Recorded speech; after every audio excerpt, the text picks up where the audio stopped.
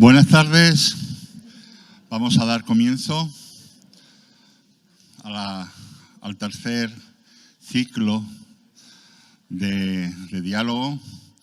Y bueno, solamente resumir que esta mañana hemos tenido un ciclo muy interesante donde hemos hablado de la revolución, pero de una forma práctica.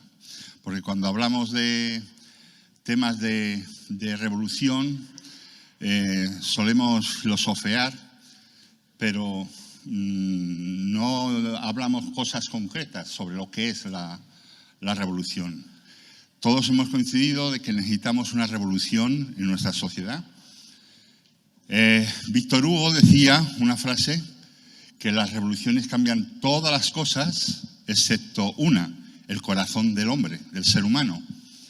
Y bueno, durante muchos años he creído que esta frase era así, pero esta mañana me he dado cuenta de que esa frase estaba equivocada, porque, por mucho que lo haya dicho Víctor Hugo, porque las revoluciones tienen que comenzar, toda revolución comienza por uno mismo. Si tú no cambias, no vas a hacer que tu entorno cambie. Así que bueno, ha sido muy interesante y vamos a continuar y esperamos que siga siendo tan enriquecedor como los siguientes diálogos que vamos a tener con los dos ponentes. Quiero presentar a los dos ponentes, Guillermo Rocafort, que es doctor en Economía. Guillermo Rocafort es un escritor español con más de 20 libros publicados sobre temática histórica, jurídica y económica. Ha sido caballero legionario del tercio Gran Capitán, primero de la Legión, y ha recibido varias distinciones en ambientes castrenses y patrióticos, como la de caballero legionario paracaidista, almogávar de honor, y es licenciado en Derecho, licenciado en Empresariales, diplomado en Estudios Jurídicos Avanzados, doctor en Economía y acreditado por el Estado español como investigador en Humanidades. Ha impartido docencia en múltiples universidades de España y en el extranjero en los grados o posgrados de Derecho, Economía, Relaciones Internacionales y Periodismo. Lleva varias décadas investigando el fenómeno histórico de los almogávares e impartiendo múltiples conferencias al respecto en los más importantes foros militares de España. Sus libros sobre los almogávares están en unas 100 librerías universitarias a lo largo de todo el mundo y en las principales bibliotecas nacionales. El autor tiene ficha propia en la librería del Congreso de los Estados Unidos. Por su prestigio nacional e internacional y su prolífica obra, el autor puede ser considerado el mejor historiador de los almogávares en la actualidad. Con ustedes, Guillermo Rocafort.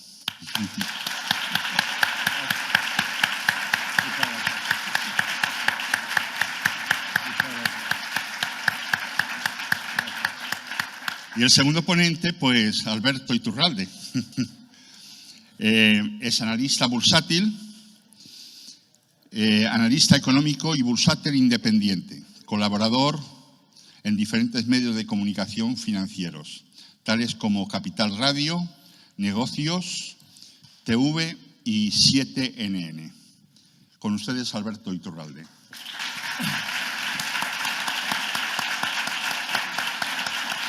Gracias. Gracias, Guillermo. Así que os dejo para que vosotros continuéis. La anterior charla, antes de nada agradecer el tremendo esfuerzo que me consta que ha llevado a cabo el Grupo de Málaga por organizar este evento. Cuando lo vives desde fuera y ves todo el esfuerzo que se están tomando, realmente lo admiras, lo ves de una manera totalmente distinta a cuando quizás ellos que están dentro y están en la pelea puedan vivirlo. Yo les estoy súper agradecido de la invitación, de haber contado también conmigo y sobre todo también de haber podido o hecho posible que tengamos aquí a uno de los personajes más importantes en el ámbito económico que tenemos en España. Cuando acudimos a la historia de los personajes que han marcado la forma de pensar de los países, no nos damos cuenta de que mientras esos personajes están realmente llevando a cabo el cambio, apenas son notorios. Es después, con el tiempo, cuando vemos la importancia que han tenido a la hora de transformar y dar a conocer datos que hoy también Guillermo nos traerá, que son absolutamente relevantes y que en carne propia él conoce, son silenciados por los medios en general. Yo tuve la inmensa suerte de conocer a Guillermo gracias al programa que hacemos Emilio, Alejandro y yo, Camino a la Libertad. Fue aire fresco. Realmente en ese programa conocimos a gente absolutamente maravillosa, gente que tenemos hoy aquí entre nosotros, Iván Ábalos, a Mariano, que nos está ayudando también en tema de seguridad, a Alejo Moreno. Fijaos, cuando hablábamos antes, en el anterior bloque, de cómo en un momento determinado vamos a conseguir, si esto va muy lento, que alcance España la libertad colectiva. El no estar presos de la falta de libertad que exige el Estado. Bueno, pues el ejemplo lo tenemos con Alejo Moreno. Alejo Moreno realiza un documental, lo habréis visto, Hechos Probados, en el que cuenta la historia de un empresario industrial español que en un momento determinado se ve absolutamente acosado por Hacienda, llegando a tener que pagar mucho más de lo que en teoría debía y con los recargos cometiéndose una auténtica barbaridad sobre su persona. Ese documental, cuando yo lo veo, me lo hacen llegar Alejandro y Emilio, yo me quedo alucinado. Porque digo, pues esto es una puñetera maravilla. ¿Cómo puede ser que esto no esté en todas partes? Pues sí, va de uno a otro, a otro, a otro. De repente César Vidal lo pone, de repente, creo que fue el Confidencial también el que se hace eco de ello, y de repente un artículo en ABC hace que explote por completo. Eso es la libertad colectiva. El ir contando la verdad de lo que sucede, a mayor o menor escala. ¿Que no va a ser para mañana? Fijaos, yo no sé si los que habéis seguido a Antonio García Trevijano sois conscientes de que cuando todos le conocimos en su día decíamos, joder, esto no lo van a ver ni mis bisnietos. Sin embargo, de la conversación que vamos a tener con Guillermo y de lo que hemos vivido durante los últimos meses, se está deduciendo un empobrecimiento de la población que va a obligar a todos los ciudadanos a abrir los ojos. No porque ellos digan, voy a abrir los ojos, sino porque solo les queda una opción: o abres los ojos o vas al matadero, no tienes otra. A partir de ahí es muy importante ofrecer la alternativa que pueda dirigir la situación política de España en un camino que realmente sea próspero en el tiempo, en un camino de libertad. Y para eso estamos nosotros. No podemos nunca dejar de divulgar, a pequeña escala, a mayor escala, siempre hay que estar en esa lucha. Cuando se habla de la hegemonía cultural, bien lo decía antes Cristóbal, decía, joder, si esa la tenemos ya conquistada. Hay muchas personas que no entienden qué pasa, pero saben que algo pasa. Cuando decimos, no, es que los medios están copados por esa filosofía, y no os dais cuenta de que cada vez más la gente le va dando la espalda porque no cuadra lo que dicen. La gente se convierte en indignada porque no entienden las causas que les indignan. Ha terminado la anterior charla y ha empezado muy parecida. Decía Cristóbal al principio, y muy bien, hablaba de cuando Fernando VII pone a los pies de los caballeros a España con un interés eventual, que es el de que se invada Portugal, deja indefensa a España. Y en un momento determinado nos encontramos con que es la nación la que tiene que sacar adelante el país. ¿Y cómo ha terminado la charla de Cristóbal y de Javier Torrox? Con la pregunta de, ¿los españoles aceptan una monarquía? Muy bien. En la primera restauración es Fernando VII el primer rey, Borbón. ¿Qué pasa actualmente? Actualmente, ¿quién es el imperio? ¿Quién es la Francia del siglo de primeros del siglo XIX o finales del siglo XVIII? ¿Quién es la Francia ahora? Estados Unidos, ¿no? ¿Cuál es el criterio que ha impuesto a sus países sometidos para limitar su crecimiento y su prosperidad? La Agenda 2030. Hoy en día ya coloquialmente se le llama la Agenda Antihumanista 2030. Tú, España, que eres un país industrialmente de no primera fila. No nos podemos comparar ni con China, obviamente con Estados Unidos menos. Que contaminas prácticamente nada, pero vas a establecer los criterios con los que señalar a quien prospera de una forma que no nos interesa. ¿Para qué? Para limitar nuestro crecimiento. Y esa Agenda 2030 que nos va totalmente a limitar, tiene un símbolo, no sé si lo habéis visto en la solapa, un símbolo. Hablábamos de reyes en la anterior charla. ¿Cuál es el símbolo que lleva el actual rey de España en la solapa? El símbolo de la Agenda 2030. La historia se repite. Y el problema que tienen los reyes es que no se dan cuenta de que son instrumentos, como le pasó a Fernando VII. Lo que pasa es que el pueblo español tiene demasiada paciencia. Luego todavía lo aclamaba. Pero ¿qué pasará con los reyes cuando esa Agenda 2030, si es que triunfa, ya no necesita a los reyes? Los eliminará o los utilizará como moneda de cambio, como Napoleón hizo con Fernando VII. Son implacables. Y los únicos que podemos revertir la situación, como bien se ha deducido de la charla de Javier Torrox y Cristóbal Cobo, es la nación, es nosotros. Cuando hablo de nación, alejo completamente porque alguien puede decir, hombre, pero con la fuerza que tienen los nacionalismos, miren, yo soy vasco, y yo soy del bando republicano. Y él no. Yo soy nieto de exiliados a Venezuela por la persecución franquista, y él no. Cuando me hablan de nacionalismo, yo a todo el mundo le digo, eres vasco, eres nacionalista, muy bien, ¿por qué no te pasas unos días en el País Vasco francés? Para que comprendas la diferencia entre un pueblo que ama sus raíces y su cultura y un pueblo que ha sido totalmente engañado por unos dirigentes para que exija un Estado donde solo debe haber nación. Estatalismo. En Francia a nadie se le ocurre pensar que el País Vasco francés debiera ser un Estado aparte. No sé lo que contarán por aquí, pero allí a nadie se le ocurre. Otra cosa es que al Estado francés le interese que eso no prospere. Pero tú vas al País Vasco francés y son más vascos que nadie. Y son franceses. Y no pasa absolutamente nada. Luego, cada vez que veamos un impedimento seamos también conscientes de que igual no estamos viendo la realidad. Esos medios que creemos que tienen tanta fuerza, cuando ya empiece a haber hambre y escasez, tendrán tanta fuerza. Venimos de una época en la que realmente nos han tenido sometidos con limitaciones que probablemente no eran procedentes. Luego, quizás ha habido un espíritu que se ha ido aplacando y que según se vaya viendo la verdad, que se verá, probablemente renazca, y ahí tenemos que estar nosotros. No puede haber una revolución si no está dirigida hacia el lugar adecuado. Lo hemos escuchado antes y tienen toda la razón. Y en ese descontento, esa indignación, ese no comprender lo que pasa, tenemos que estar nosotros.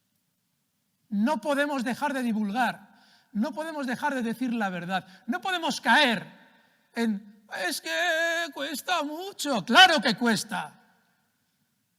Pero solo tenemos una opción. O luchar por la libertad o dejarnos matar sin más, que es lo que han preparado para nosotros. No queda otra. No es una cuestión de, oh, fíjate qué difícil. Chicos, no tienes otra. Hoy contamos, además, con esa materia prima de lo que nunca se habla en los países.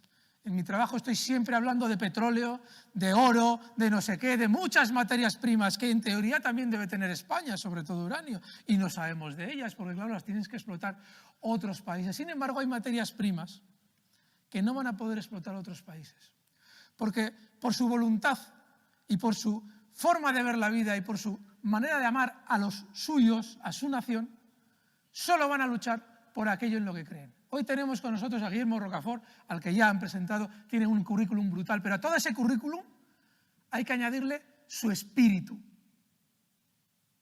No hay nada mejor que una persona íntegra, con esa calidad, y que encima, Guillermo, ya te voy a pasar la palabra, quiero que nos cuentes en la parte interna, luego hablaremos más de la parte externa, ¿Cómo has vivido el expolio, esa gran depredación de España, uno de los libros que tiene Guillermo sobre ello, que ha vivido España durante los últimos años? Guillermo.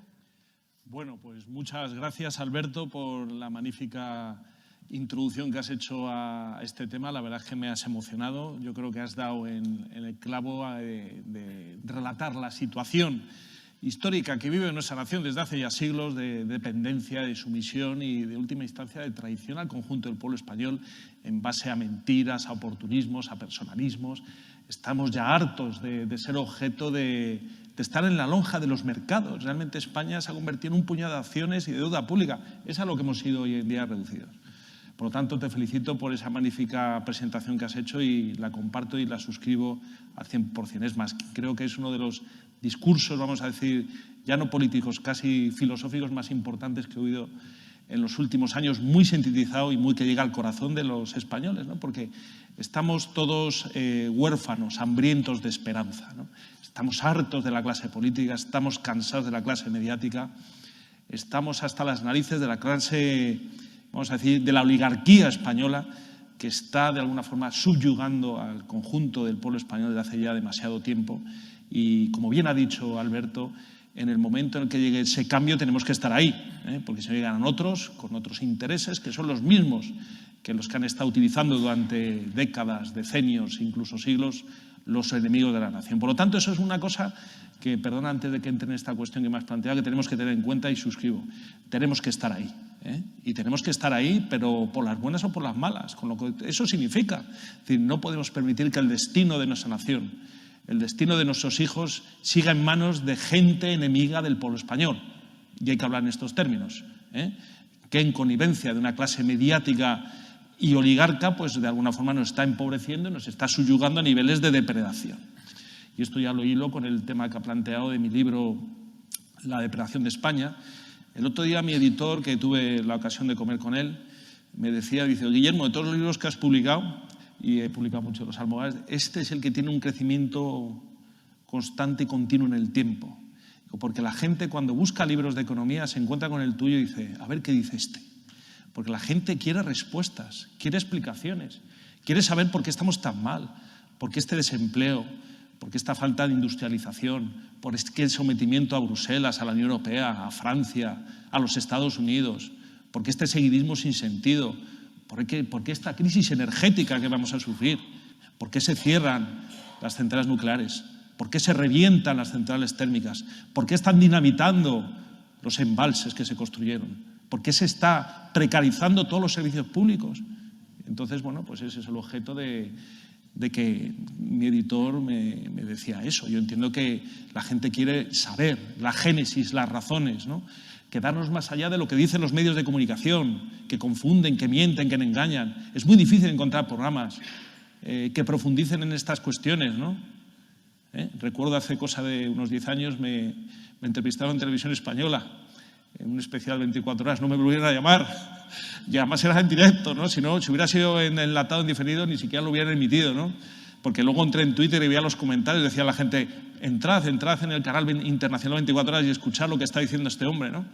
No se esperaban ese tipo de contestaciones a las preguntas planteadas, ¿no? Porque iban a la raíz de la cuestión, ¿no? Ciertamente España, desde hace ya 4 décadas, sufre un proceso de depredación, ¿no? De explotación, que tiene distintas fases, está todo programado. Todo en última instancia para que perdamos la soberanía nacional y la libertad política, porque una nación que no tiene economía, que está endeudada, que está amortizada, que está hipotecada, pues no es dueña de su destino. Entonces, lógicamente, se ataca la vertiente económica, ¿no? España pasó de un régimen pues, que tendría muchos déficits democráticos, con mucho exilio y muchas situaciones dolorosas, ¿no? Pero analizándolo objetivamente, nos legó una deuda pública del 8%, ¿no? Hoy en día estamos en torno al 121%, ¿no? Un 8% de deuda pública, un 7%, mejor dicho, en el año 75, un pleno empleo, una industria boyante, una clase media pujante, una demografía exorbitante, es decir, el corazón de España latía con fuerza, ¿no? Pero eso no era bien visto pues, por los seculares enemigos de la nación, que ya habían fijado el destino de nuestra patria, en connivencia con lo que ha dicho, con esta dinastía que de alguna forma, en mayor o menor medida, rige los destinos de nuestras naciones de hace 3 siglos, ¿no? Que no entiende el sentido de la nación, un sentido histórico, un sentido tradicional, ¿no? Un sentido milenario. No somos cualquier cosa. España es la nación de naciones, ¿no? Es madre de naciones, ¿no? Y luego, pues, con un vínculo con 600, 700 millones de personas que hablamos el mismo idioma. Yo se lo explico a mis alumnos. Cuando me presentan, les voy preguntando, porque tengo muchos alumnos de Hispanoamérica, digo, ¿tú de dónde eres? Y dice, pues yo soy de Cartagena. Y dice, pues tú eres del virreinato de la Nueva Granada. Y se quedan así. Y de repente veo que sus ojos brillan, porque han sido reducidos a la nada. Ellos con nosotros, con España, era la mayor renta per cápita. Es decir, no había hambre, no había paro, no había droga, no había políticos, no había guerras entre los hispanoamericanos, ¿no? Uno del virreinato del Pelo, digo, anda, digo, todavía los jefes de Estado del Perú se sientan en la silla de Pizarro, ¿no? Entonces, es decir, es encontrar ese motivo de orgullo, ¿no? En ese abatimiento generalizado. Y luego explicarles también, y lo relato en este libro, cómo la emancipación americana se financió con la usura británica, que eso muy poca gente lo sabe. ¿Quién dio el oro? ¿Quién dio esos préstamos draconianos de usura? Que lo único que buscaban era subyugar esas naciones, dividirlas, partirlas, y luego para usufructuarlas, como llevan 2 siglos las grandes multinacionales angloamericanas, ¿no? Que por otra parte es lo que quieren hacer con Rusia. Eso ya... Yo he tenido la ocasión de dar una conferencia al respecto en la Universidad Financiera de Moscú, que es la más importante de ese país, y al final me sorprendió cómo esos alumnos se me acercaban y en inglés, apurreando, me decían, es que sentimos qué es lo que quieren hacer con nosotros. Pues claro que sí, os quieren dividir, os quieren enfrentar, porque no toleran que haya naciones que se levanten frente a la perfidia británica, que sufrimos nosotros desde hace más de 3 siglos, ¿no? Desde el dichoso Tratado de Utrecht y la fragmentación luego de la unidad hispánica en América, ¿no? Por lo tanto, son cuestiones que no son tampoco ni siquiera de hace 40 o 50 años, vienen de hace mucho tiempo. O se tiene libertad económica o no se tiene. O se tiene unidad o no se tiene. O se tiene grandeza o no se tiene. Eso es un concepto, digamos, casi absoluto. Y hay que trabajar para que en España vuelvan, de alguna forma, esas grandes políticas, digamos, de inteligencia económica, porque lo estamos viendo como en España desde las últimas 2 décadas entran los fondos buitre. ¿Y dónde se han cebado los fondos buitre? Se han cebado adquiriendo a precio de risa, lo sé yo porque, bueno, como vivo en Madrid, al Ayuntamiento de Madrid y a la Comunidad de Madrid, por cierto, en manos de la derecha, han vendido miles y miles de viviendas sociales a los fondos buitre, que se han dedicado a desahuciarlos, subirles la renta, hacerles la vida imposible, ¿no? Si tenemos una clase dirigente que hace la guerra económica a su propio pueblo, eso es una cosa que tenemos que tener bien clara, ¿no? Pues desde hace ya tiempo en España, la Escuela de Salamanca nos hablaba del tiranicidio, es decir, no tenemos obligación de soportar a tiranos, ¿no? Lo que pasa es que estos tiranos van de las manos, ya lo hemos visto, de la oligarquía, de los medios de comunicación, y al final el llevar la contraria supone el señalamiento, y el linchamiento mediático. Claro que sí hay que hablar en estos términos. Nos están señalando, nos están amenazando. Sabe muy bien, cuenta en Twitter, hace 3 meses me la cerraron, de lo cual estoy muy orgulloso también, ¿no? Y bueno, pues muchos de ustedes lo saben, Ana Pastor se ha querellado en contra mía y me pide un dinero económico, pero vamos a ver, es que esta mujer no tiene suficiente con tener. ¿Por qué se ha querellado? Cuéntame. Bueno, vamos a ver, o sea, es que me da la risa decirlo, ¿no? Y resulta que, vamos a ver, yo tengo una tesis doctoral, que es la única tesis doctoral en España sobre sociedades SICAP, que es donde la oligarquía tiene las fortunas para no pagar impuestos. Y yo en un momento dado, en una entrevista, pues señalé, igual que señalé que la alcaldesa de Madrid, que tenía una SICAP, y tengo el convencimiento, y gané 2 juicios al Ayuntamiento de Madrid para que indicara Manuela Carmena, la comunista alcaldesa de Madrid, que vive en un barrio de lujo y que tiene cientos de miles de euros en fondo de inversión, y dije, oiga, explique usted el origen de su fortuna, porque usted tiene obligación por la ley de transparencia a hacer una declaración de su patrimonio y usted dice que lo tiene pues, en acciones. No, usted tiene que especificar si es una SICAP, en qué tipo de sociedades que cotizan en bolsa, etcétera, etcétera. Y le gané 2 pleitos, ¿no? Eso ya me puso en el punto de mira de la izquierda, ¿no? Y luego en otra entrevista también pues yo señalaba que la señora Ana Pastor, con su entramado neutral, que de repente le han aparecido millones de euros, no se sabe de la nada, que es una cosa que me sorprende. A ver, la agencia tributaria, ahora que está aquí nuestro amigo, que le felicito por ese magnífico, y me alegro mucho haberle conocido, porque además ya estamos trabajando en otros proyectos, ¿no? Porque hay que revelar la verdad al pueblo español. La verdad tiene que ser revelada, ¿eh? Y en ese sentido, bueno, pues yo señalé que ya tenía el perfil de accionista de Sociedad SICAV, que no es nada más que hacer una afirmación casi en el ámbito de la libertad de cátedra. Yo soy profesor y soy doctor en Sociedad SICAV. Oye, que yo digo que esta señora da el perfil, que es lo que dije, y voy a recibir una demanda de ella diciendo que la ha difamado y que no puede vivir y que le ha hecho la vida imposible. Solo hay que verla en televisión como se está riendo todos los días de los españoles, y de repente me quiere sacar aquí un dinero por toda la cara, ¿no? Y lógicamente pues ya sabemos en España la justicia cómo funciona, pero bueno, lo tiene muy difícil porque el señalamiento, ese es el callarse, ¿eh? Ese está diciendo la verdad. Vamos contra él y le vamos a cortar las alas y le vamos a poner en contra a la gente y le vamos a decir que es un nazi, le vamos a decir que es un facha y le vamos a decir que es católico. O sea, y eso al final, después de durar varias décadas, pero al final yo siempre pensé hace tiempo, dice, la sociedad muta y al final la sociedad no es tonta y sabe que la persona que dice la verdad, que es desinteresada, porque a mí en esto ni me va ni me viene, no saco ningún rédito económico, sino todo lo contrario, al final la gente, claro, dicen, pero bueno, ¿y esto cómo es posible, no? ¿Cómo es posible que la verificadora de Twitter más importante en España, que es Ana Pastor, de Neutral, se demande a una persona porque haya dicho que tiene el perfil de ser accionista de Sociedad SICAV? Si tampoco es un delito. Ella en su demanda dice que yo la estoy calumniando. Digo, no te estoy calumniando, porque yo saco un libro donde en la portada salía Ana Rosa Quintana, que tiene 40 sociedades SICAV, y no me ha demandado. También saqué a Mercedes Cabrera, que fue ministra de Cultura del gobierno de Zapatero, y tampoco me ha demandado, ¿eh? Y saqué también pues, a algún futbolista. Entonces, ¿por qué? Porque vivimos un régimen de censura, donde no quieren que se sepa pues, cómo nos depredan económicamente, cómo nos estafan políticamente y cómo nos confunden, ¿no? Y como todos los partidos, lo queramos o no, están en mayor o menor medida en la pomada, porque esa es la realidad, y lo sé porque hay gente que tiene ilusiones, pero yo ya que tengo ciertos años ya sé de qué va el tema, digo, a mí ya no me va a engañar nadie más, ¿no? Es decir, porque, o sea, la verdad no tiene medias tintas, o se es verdad o se es mentira, ¿no? Entonces, volviendo al tema, efectivamente, de Ana Pastor, estoy deseando ya el momento del juicio, ¿no? Y hacer valer mis razones. Antes denunció a Alvise y a otro abogado amigo y de momento ha perdido. Pero bueno, eso es un...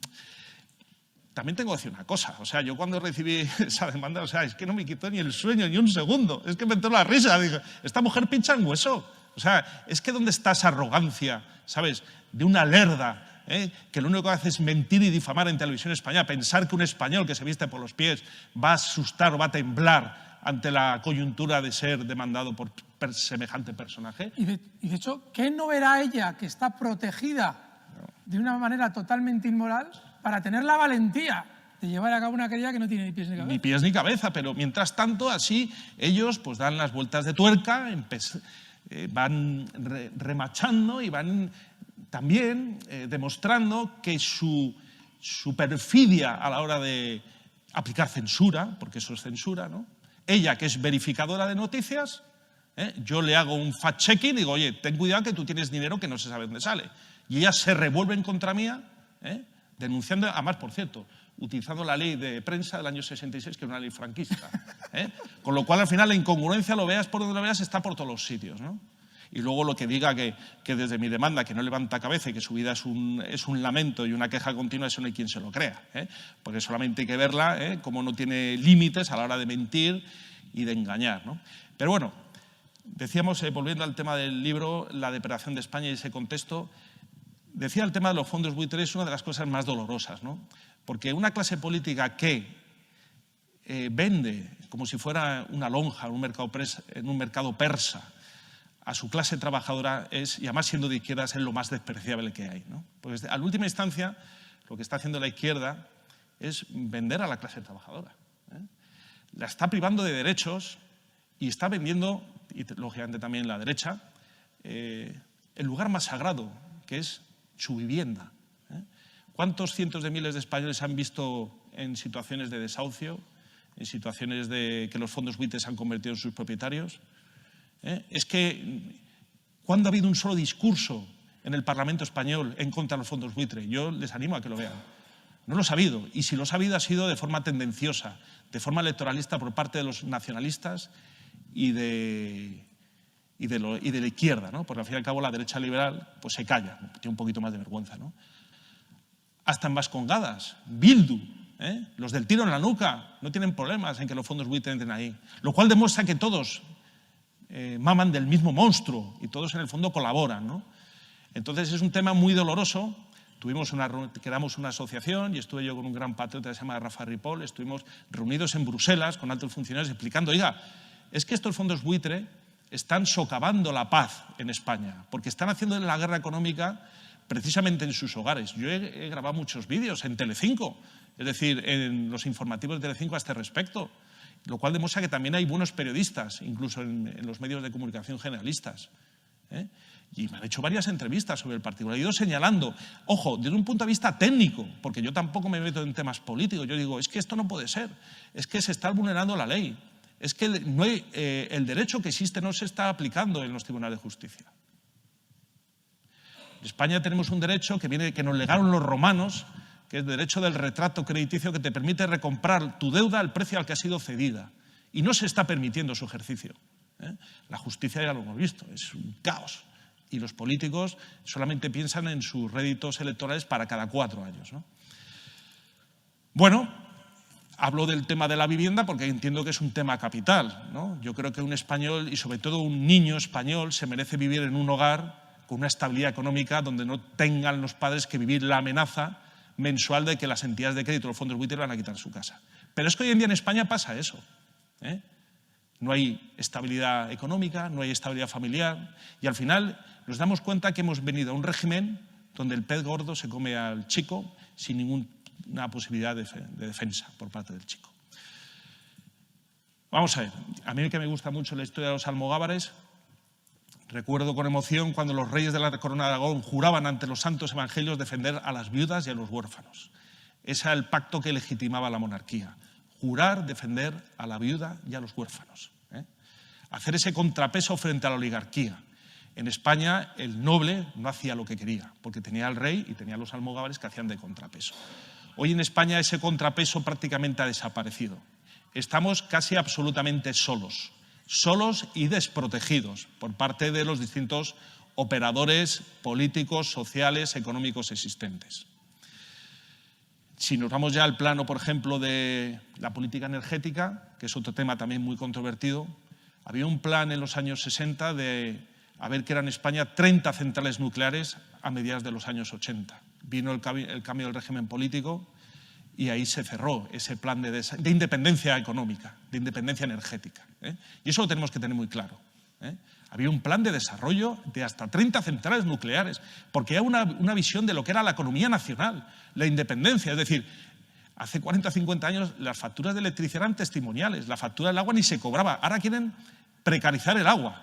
Ahora el agua va a ser un objeto de lujo. Nos vamos a matar por un litro de agua, cuando nosotros estamos acostumbrados en España pues, a ducharnos diariamente y a comer pescado todos los días. Pues eso ya son objetos de lujo.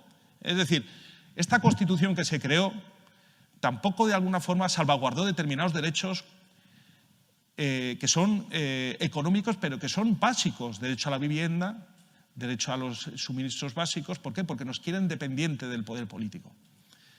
Hablando del caso de Rusia, que es un tema que he investigado mucho, allí en Rusia, en la Constitución, el incremento de las pensiones por el IPC, es decir, por la pérdida del coste de la vida, se actualizan según la Constitución automáticamente. Eso ya no es objeto de debate político.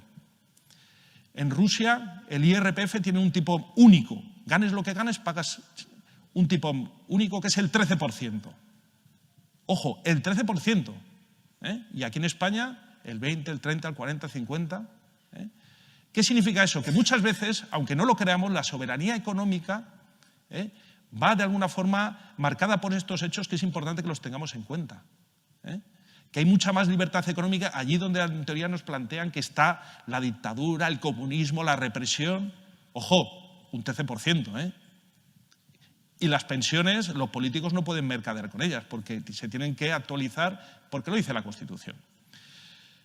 Allí, por ejemplo, no entran los fondos buitre. ¿Qué es eso de que entran como aquí en España el Blackstone, el BlackRock, el Cerberus, como Pedro por su casa, sobornando a políticos, quedando con miles de viviendas? Eso allí es impensable. Es que es impensable. Es decir, hay un marco jurídico que protege la nación. Y volviendo al tema energético, podríamos hablar, por ejemplo, del tema de la precarización en el empleo. Hoy en día es casi absoluta.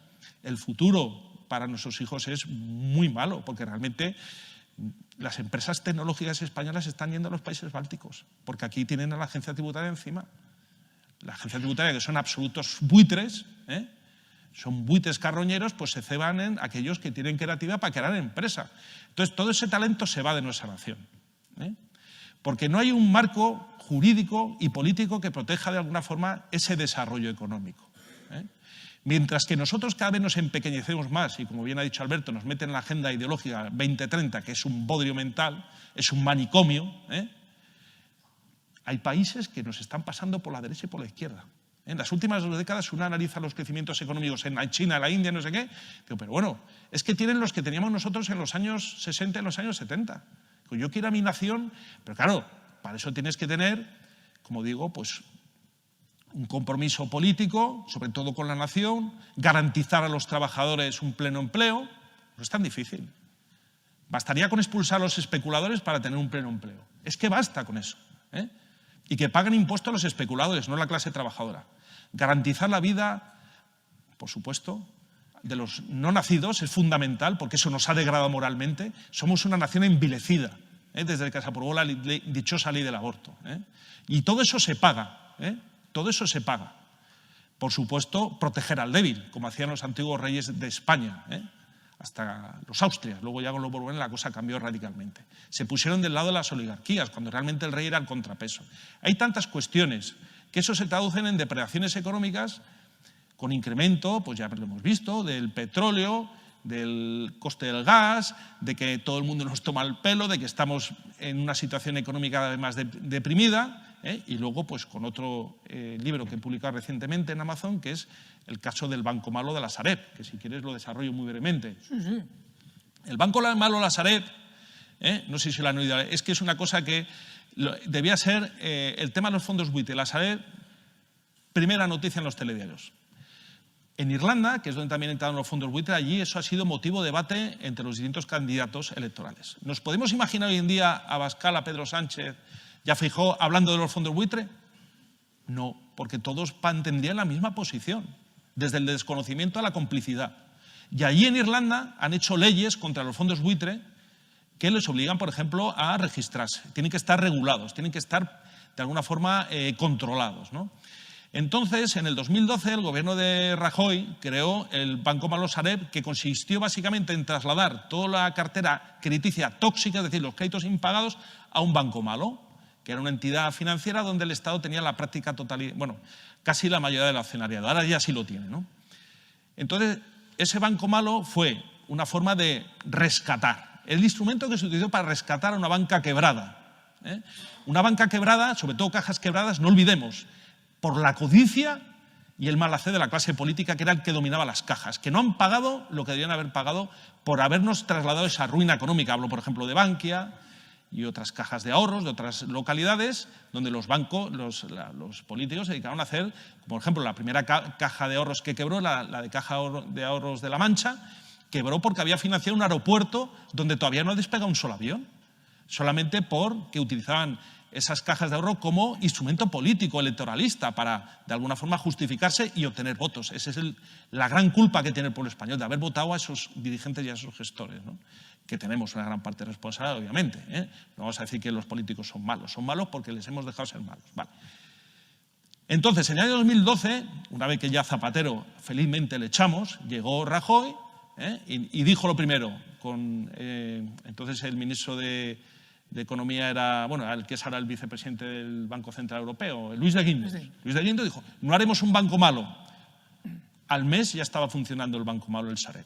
Se le trasladó toda la porquería tóxica para que de alguna forma los bancos y las cajas pues ganaran insolvencia económica. Vale. Era una operación valorada en 51.000 millones de euros. 51.000 millones de euros. Y se emitió una deuda con el aval del Estado, que se utilizó como canje para que los bancos y cajas desplazaran, digamos, esos créditos tóxicos y recibir esos bonos que emitió el Sareb. Vale. Era un monstruo, eso realmente era un monstruo económico. La ley del año 2012 establecía un periodo máximo de vida, de vigencia del Sareb de 15 años. De tal manera que en 15 años tenían que haber liquidado todo. Es decir, eso se creó para que el Sareb lo vendiera, lo liquidara. Y de alguna forma pues vendiera los inmuebles, las superficies que fueron cedidas, las promociones a medio hacer, todo ese ladrillazo al que nos ha acostumbrado la clase política en relación a nuestro crecimiento económico, porque nos hemos basado en bases a ladrillazos. Bueno, se lo trasladó al Sareb. Entonces el Sareb, tanto en manos del PP y en manos del PSOE desde el 2018 con Pedro Sánchez, no ha sido capaz de amortizar esa deuda, vendiendo, sacando al mercado todos esos activos que fueron trasladados. De tal manera que el año pasado se nacionalizó el Sareb y 35.000 millones de euros que venían de las pérdidas de la banca y de las cajas de ahorros han sido trasladados al conjunto de los españoles. La deuda sobre el PIB aumentó en 4 puntos. En 4 puntos. Y el año 75 nos dejaron una deuda de 7 puntos del 7%. ¿Vale? Pasamos del 117% de deuda al 121%. Y ni un pequeño bronca en el Congreso de Diputados, discursos técnicos por parte de la derecha, una cosa bastante patética. No sé, porque yo lo veía en directo en YouTube en mi casa y dije, pero bueno, vamos, es que nos han metido una deuda de 35.000 millones de euros y aquí nadie ha dicho nada, ni ha dicho esto es un escándalo y es una vergüenza, ¿no? ¿Qué significa esto? Que se nacionalizan las pérdidas. Las grandes empresas vemos que se nacionalizan. Los rescates de la cuestión de la pandemia ha sido para rescatar a las empresas de los amigos. Y todo luego se endosa a los españoles. Y cada vez tenemos una mochila de deuda que ya es insostenible, ¿no? Bueno, pues esa es la realidad, eso es lo que cuento en mis libros. O sea, hay gente que no le gusta y hay gente que sí le gusta, Entonces yo estoy encantado de estar con el grupo de Málaga y con Alberto y con todos ustedes explicando lo que es esta cuestión del Sareb, es el endosar los grandes fracasos políticos al conjunto de los españoles, cuando lo que tenía que hacer la clase política es evitar que eso se sucediera, como pasa en otros países, donde sus dirigentes patriotas defienden a su pueblo, pero somos nosotros los que estamos siendo totalmente laminados económicamente. La última noticia que se publicó en Confilegal, porque bueno, afortunadamente pues, digamos, salgo en medios de comunicación de primer nivel y es el digital jurídico más prestigioso de España, Confilegal, el que leen los jueces, magistrados. Ahora resulta que este gobierno va a hacer un uso del Sareb nacionalizado para otro efecto electoralista. Es decir, quieren ofrecer ahora viviendas alquiladas de bajo coste pues, para colectivos vulnerables, cuando yo sé positivamente por la trayectoria del PSOE que eso es una falacia. Eso es un flash, un anuncio publicitario previo a las elecciones de mayo, para que una vez que ya la izquierda saque todo el rédito político que pueda, traicionar de nuevo a la clase obrera. Porque eso es lo que hace la izquierda en España. Lo que pasa es que la gente trabajadora en España todavía no se da cuenta, porque no ha cruzado el umbral ese ya de la extrema necesidad. Entonces se dará cuenta realmente de que lo que ha hecho el Partido Socialista de España es traicionar a los trabajadores. Y la obligación de los que estudiamos economía y nos interesamos por la cuestión y que somos patriotas y no nos catalogamos ni en uno ni en otro, porque tenemos cosas buenas de un lado y cosas buenas de otro, es decir, ojo que os están vendiendo la lonja, que os están traicionando, que todavía se puede caer más bajo, económicamente. Los mini-jobs, los mini-empleos, la juventud española que se va al extranjero porque aquí no hay empresas, las castas políticas a nivel municipal, autonómico, estatal, son cada vez más insostenibles. Entonces, ¿qué tenemos realmente? ¿Quiénes nos mandan? ¿Gestores o liquidadores? Porque yo creo que están liquidando a la nación. Cada vez el gobierno de España tiene menos soberanía, no tenemos ni la soberanía monetaria. La soberanía monetaria, es decir, el emitir nuestra misma moneda. Nuestra propia moneda, la peseta. Porque esta es otra de las cuestiones muy interesantes como economista localizado. Francia, desde que hay el euro, ha perdido una riqueza per cápita por cabeza en estos 20 años del euro en torno a 55.000 euros. Es decir, cada francés por la moneda común ha perdido 55.000. Y en Italia exceden ya 70.000 euros de pérdida de riqueza. Eso es una cosa que tenemos también que tener muy en cuenta, porque cuando tú cedes la soberanía, y la monetaria la hemos cedido a Bruselas y al Banco Central Europeo, de alguna forma ya estamos pillados. Estamos pillados. Y hoy en día la inflación, nos dicen la excusa fácil, la guerra de Putin. Digo, ya veníamos con mucha inflación, pero más inflación general. El Banco Central Europeo, cuando no para de darle a la maquinita de hacer billetes y está financiando los gobiernos y está financiando los bancos. Y ya con esto acabo, porque creo que es un dato verdaderamente relevante. La Unión Europea es un monstruo. Es un monstruo. Cuanto antes acabemos con ella, mejor. De una forma ordenada, de una forma pacífica, y crear, no sé, una zona de libre comercio u otra cosa. Y echar a todos esos burócratas de Bruselas. ¿Por qué? ¿Saben el dinero que ha dedicado la Unión Europea a rescatar bancos en los últimos 20 años?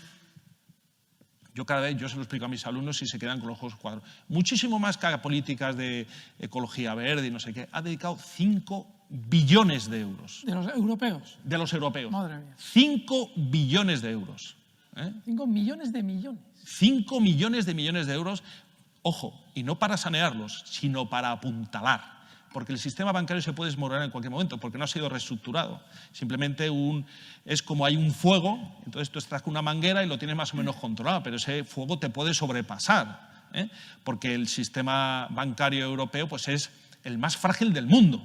En China hay lo que se llama el coeficiente de caja, es del 8%, y en la Unión Europea es el 1%.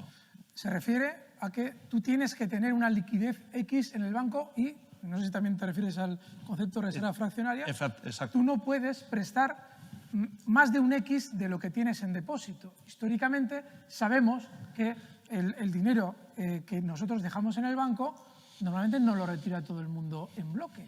Eso implica que el banco se puede permitir legalmente ya la opción de prestar más de lo que tiene garantizado por sus depósitos. Claro, cuando tú lo que puedes prestar es 90 veces más de lo que tienes en depósitos, que es todo el ciclo de préstamos que se puede producir, con 1 euro se pueden llegar a prestar 90 euros, tienes el gran problema de que si a todo el mundo le diera por ir a buscar su dinero al banco, el dinero no existe. Y tú, cada vez que produces ese dinero, estás generando una influencia en la economía de mayor cantidad monetaria. Cuanto más cantidad monetaria, sabemos que más suben los precios. A eso se refiere. Efectivamente. Y además que en España, digamos, nosotros creamos en los siglos de oro de los Austrias, lo llaman la Escuela de Economía de Salamanca, la Escuela de Salamanca, donde teníamos los mejores economistas y precisamente señalaban el fraude que es este tipo de prácticas bancarias de prestar un dinero que no es suyo, porque es de los depositarios que van a tener que en su momento lo van a reclamar y va a dar lugar a dar situaciones de corralitos. Y es un tema que tenemos que tener muy, muy claro. El tema del riesgo bancario y cómo se ha dedicado 5 billones de euros. Digo, pero bueno, esto no es noticia. O sea, no hay un mayor gasto que este, ni siquiera a nivel armamentístico. O sea, esto es una ruina. Hablamos del Sareb y para que veamos hasta qué punto, y nos tenemos que comparar con otras naciones. Antes hablaba de Rusia, puede decir, es que Guillermo es muy rusófilo. Digo, pues sí lo soy, lo reconozco. He ido allí y me ha gustado. Tiene cosas esa nación que a lo mejor objetivamente no puede gustar. Pero yo en conjunto he ido bastantes veces a universidades en ese país, he visto una economía, una sociedad estructurada y he visto unas maneras, sobre todo en la gestión, que me han llamado mucho la atención. Pero, por ejemplo, nos vamos a otra nación, que es Irlanda, y también admiro Irlanda, y ahora está en manos de un gobierno de izquierdas. Pero son buenos gestores. Es una nación que tiene apenas 100 años y ellos también se vieron obligados a crear un Sareb o banco malo, allí le llaman el NAMA, N-A-M-A, donde la operativa era exactamente lo mismo. Lo que pasa allí eran en total 35.000 millones de euros. 5 grandes bancos al borde de la quiebra y se creó una operación. Bueno, entonces yo me sorprendo, y lo escribí en Confilegal, fue muy comentado en redes sociales, como el Sareb irlandés ha cumplido su objetivo. Es decir, no le ha costado nada al Estado, no ha habido que nacionalizar ninguna deuda porque toda la deuda se ha amortizado, porque han tenido unas ventas mucho más proactivas y mucho más dinámicas que las que ha llegado a cabo el Sareb, que ha sido un organismo eminentemente politizado. Porque cuando estaba el PP metía a su gente y luego el PSOE metía a su gente. Y todos estaban de acuerdo en que, y esto hay que tenerlo bien claro, porque yo pido ya públicamente una auditoría del Sareb. Las joyas de la corona del Sareb se las habéis regalado los fondos buitre. con grandes operaciones, elegidas a dedo, porque vosotros servís a los fondos buitre. ¿Con quién se reunió Pedro Sánchez al llegar a Moncloa, la primera reunión que tuvo a puerta cerrada? Con Soros, que es el agente de los fondos buitre, que es el que marca la agenda en España. ¿Con quién se reúne Pedro Sánchez cuando va a Estados Unidos? Con los fondos buitre, que le piden cuentas y le exigen. Y yo quiero unos dirigentes que cuando vayan los banqueros o los oligarcas o los fondos buitre a exigir, les tape la boca. Les digo, ¿pero tú qué estás diciendo? Digo, ¿me estás a mí chantajeando? Recuerdo hace poco una película magnífica, una de Julio César, en pleno de las campañas de las Galias. A Julio César, sus banqueros, los banqueros romanos, le vinieron a exigir el oro que les había prestado los banqueros romanos a Julio César para las campañas de las Galias, que fueron unas campañas victoriosas. En 10 años ocupó las Galias. Y entonces estaban los banqueros en toda su soberbia, haciéndole ver a Julio César, tratando de humillarle, y Julio César les miraba así, displicentemente, con cara de desprecio, y cuando acabaron los otros su diatriba les dijo, os equivocáis, digo, no os debo dinero yo a vosotros, me debéis vosotros a mí, por todo lo que me habéis robado. Había que ver la cara de los personajes, dijeron, pues es que va a ser verdad, ¿no? Es decir, no les debemos nada. Ya nos han saqueado demasiados decenios como para no podemos tener una posición, digamos, de dignidad, ¿no? Pero bueno, volviendo al caso irlandés, para que vean que también veo cosas de otras naciones que me llaman mucho la atención, pues fue una operación que, digamos, ellos tenían también, desde el 2007, ellos tenían que liquidar la deuda para financiar la operación del 2007 en el 2020. La liquidaron 3 años antes, en 2017. Y el NAMA, o Sareb irlandés, pues da beneficios. Da beneficios. Ahora, insisto, y esto lo tenemos que tener muy claro, el Sareb va a ser utilizado por Pedro Sánchez y sus coaligados nacionalistas en todas las comunidades autónomas para, digamos, ofrecer a la clase trabajadora, yo te voy a dar a ti la casa. Vamos a ver.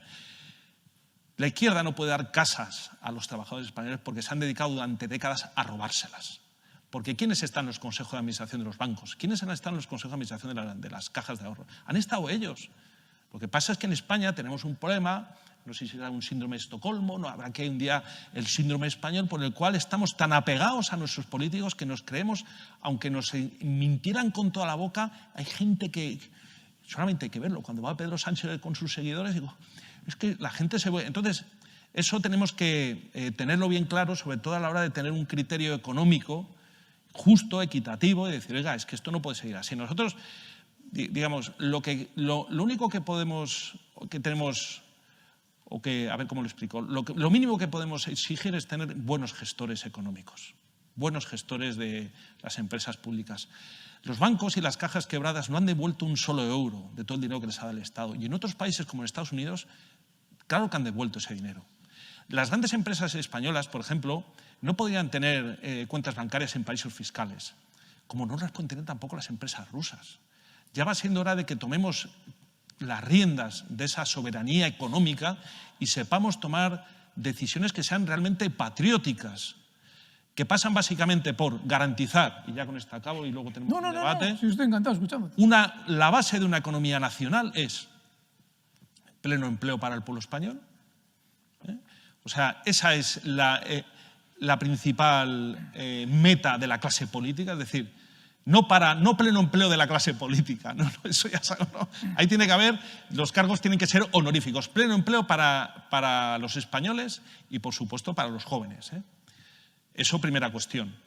Segunda cuestión, garantizar esa estabilidad, lógicamente, económica, familiar, porque es una estabilidad familiar. Segunda medida, fundamental, protección a ultranza de la vivienda de los españoles contra ocupas políticos, por la vía de los desahucios, y ocupas, digamos, enemigos de lo ajeno. Reducción drástica de la deuda de España y revisión. Esto siempre lo ha dicho la izquierda en Sudamérica, en Hispanoamérica. Vamos a revisar y luego ocupan el poder y nunca lo hacen, nunca han revisado. Los patriotas lo haremos y revisaremos las deudas y cancelaremos deudas. Y saldrán a la luz todos los pagos que ha habido, digamos, por la espalda, como dicen los ingleses, off the record. Por supuesto, eso todo se va a saber. Hay que pagar las deudas, pero que el pago de esa deuda no ponga en jaque el desarrollo de mi nación. Porque si tú me has prestado dinero, como venía en la teología católica, ¿Por qué se prestaba el dinero en el mundo católico? Para ayudar a tu prójimo, no para endeudarme aún más, que es lo único que pretendes, y tenerme cada vez más subyugado. Recuperación de los medios de producción en España, en manos españolas. Los fondos buitre, por supuesto, fuera de aquí. Tratados de libre comercio con todas las naciones del mundo que quieran negociar con España. Poner en valor la posición geoestratégica capital de España, entrada del Atlántico, entrada del Mediterráneo. Somos realmente el punto, el centro del mundo. Es decir, cuestiones de política geoestratégica que vemos que hoy en día los partidos políticos todos miran precisamente a lo contrario.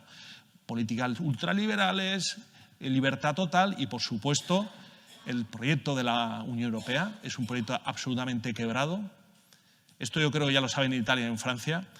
Cuanto antes lo liquidemos de una forma ordenada y no abrupta, mejor para todos.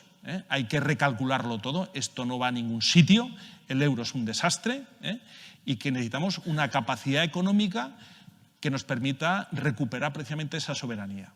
Una escuela de buenos economistas, de buenos gestores, como lo sabía en los siglos de oro en España, acuerdos de libre comercio con naciones hispanoamericanas hermanas, por supuesto que sí, mirar más hacia el Atlántico que hacia Europa, que ya sabemos los problemas históricos con Francia y Alemania, y tener una posición de neutralidad estricta, neutralidad económica y política. Nosotros, ¿quiénes son los países que están creciendo económicamente más? Los que se están manifestando neutrales en el conflicto de Ucrania, y así hay que decirlo. Serbia se está hinchando a vender. ¿Cuándo redujo más España su deuda pública? En la Primera Guerra Mundial y en la Segunda Guerra Mundial. ¿Por qué? Porque fuimos neutrales. En la Primera Guerra Mundial hubo una reducción de la deuda pública al 50% y en la segunda al 60%. Y aunque nos digan que no, que éramos nazis, no sé qué, no. Nosotros comercializamos con uno y con otros, y sacamos beneficios de unos y de otros. ¿Por qué? Porque hay que recuperar el concepto de la inteligencia económica. Tendremos que incluso hasta un momento crear un parlamento de economistas. La ciencia económica se tiene que poner al servicio del desarrollo de la nación. Y eso tiene que estar en manos de técnicos, gente desideologizada. Da igual que sean derechas, izquierdas, católicos o musulmanes, da igual. Que sean técnicos y que pongan toda su ciencia y todo su esfuerzo en el beneficio de la nación. Porque la economía es la base de todos. Dice el PP, es que la economía es la base de todos. Claro, pero tú creas el Sareb y tú has metido en España los fondos buitre, ¿sabes? Tú quieres hacer un uso de la economía, pero para lo malo.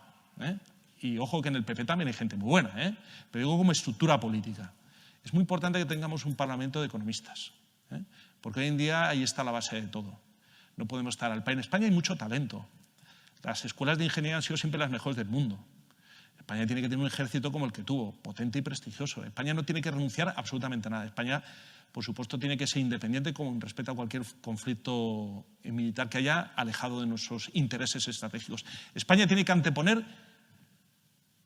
sus intereses, porque estamos viendo en sucesivos gobiernos como siempre son los intereses externos los que se anteponen a los de los españoles. Y eso, al final, acaba generando una situación como la que vivimos actualmente, ¿no? Por eso es muy importante que estén ustedes hoy aquí y es muy importante el grupo de Málaga y la tarea también de Alberto y de otros compatriotas de generar ese convencimiento. Digo, porque da igual, nos podrán meter querellas, nos podrán contar en Twitter, pero nosotros, como bien ha dicho Alberto, buscaremos las válvulas de escape y sobre todo no nos callarán. No nos callarán porque, ¿saben por qué? Porque somos españoles. Muchas gracias.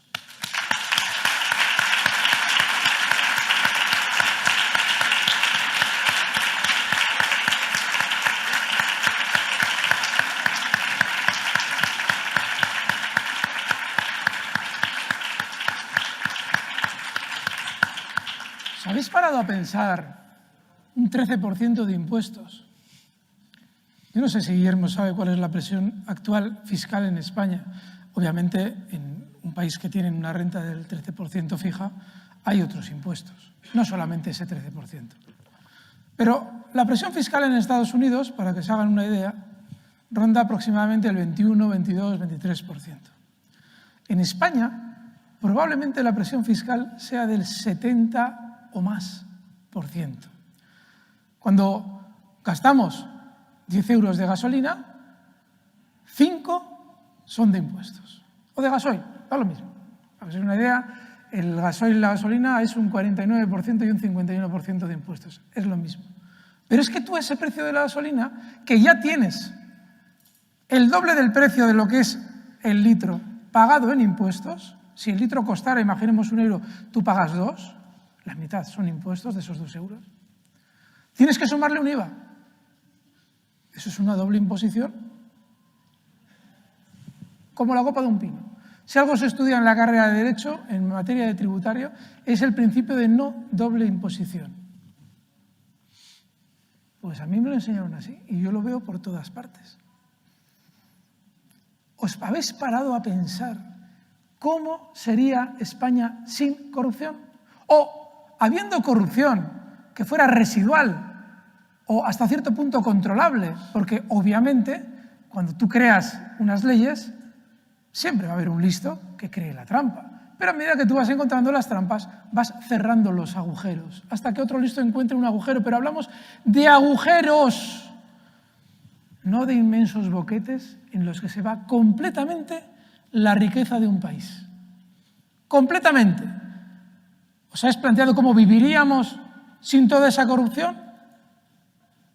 Pues atentos, porque si no le ponemos límite, y hay que hacerlo ya, cuando digo ya es como explicaba bien antes Cristóbal, no es salir ahora a la calle, sino el tenerlo siempre presente. Lo que está mal, tenerlo siempre presente y no pasar ni esto. Porque esa es la única manera de que en un momento determinado podamos revertir la situación. Durante estos meses, en esa pobreza a la que ya se va acercando cada vez más España, ya se está hablando por los mismos que nos adelantaban casualmente que nos teníamos que preparar para pandemias. Ya se está adelantando que igual hay grandes apagones. En todos los países en los que se están produciendo revueltas, en todos, ¿sabes qué es lo primero que se produce? Un apagón. ¿Por qué? Porque es la única manera de descoordinar a los ciudadanos. Debemos estar preparados porque es lo que van a realizar, pero también debemos saber por qué lo están llevando a cabo. Y es muy importante que cuando eso suceda no caigamos en el error de sentirnos con miedo y solos. Hay muchas personas en nuestra situación cuando llegue ese momento. Podemos mirar grandes organismos, ha citado ahora Guillermo, 2 grandes organismos. La Unión Europea, de la que deriva el Banco Central Europeo después. La Unión Europea, ya nos ha dicho bien Cristóbal Cobo y Javier Torrós, nos han explicado, y a esos ¿quién les ha elegido? Nos decía Javier, y es cierto. Y eso del Banco Central Europeo, ¿cómo puede ser que un país en su riqueza per cápita haya perdido en 20 años 50.000 millones de euros? Siendo una potencia, un gran país industrial. Fijaos, en la economía hay algo en lo que la gente no observa, y es muy importante. El dinero que se va de un lado, entra en otro lado. Siempre, siempre.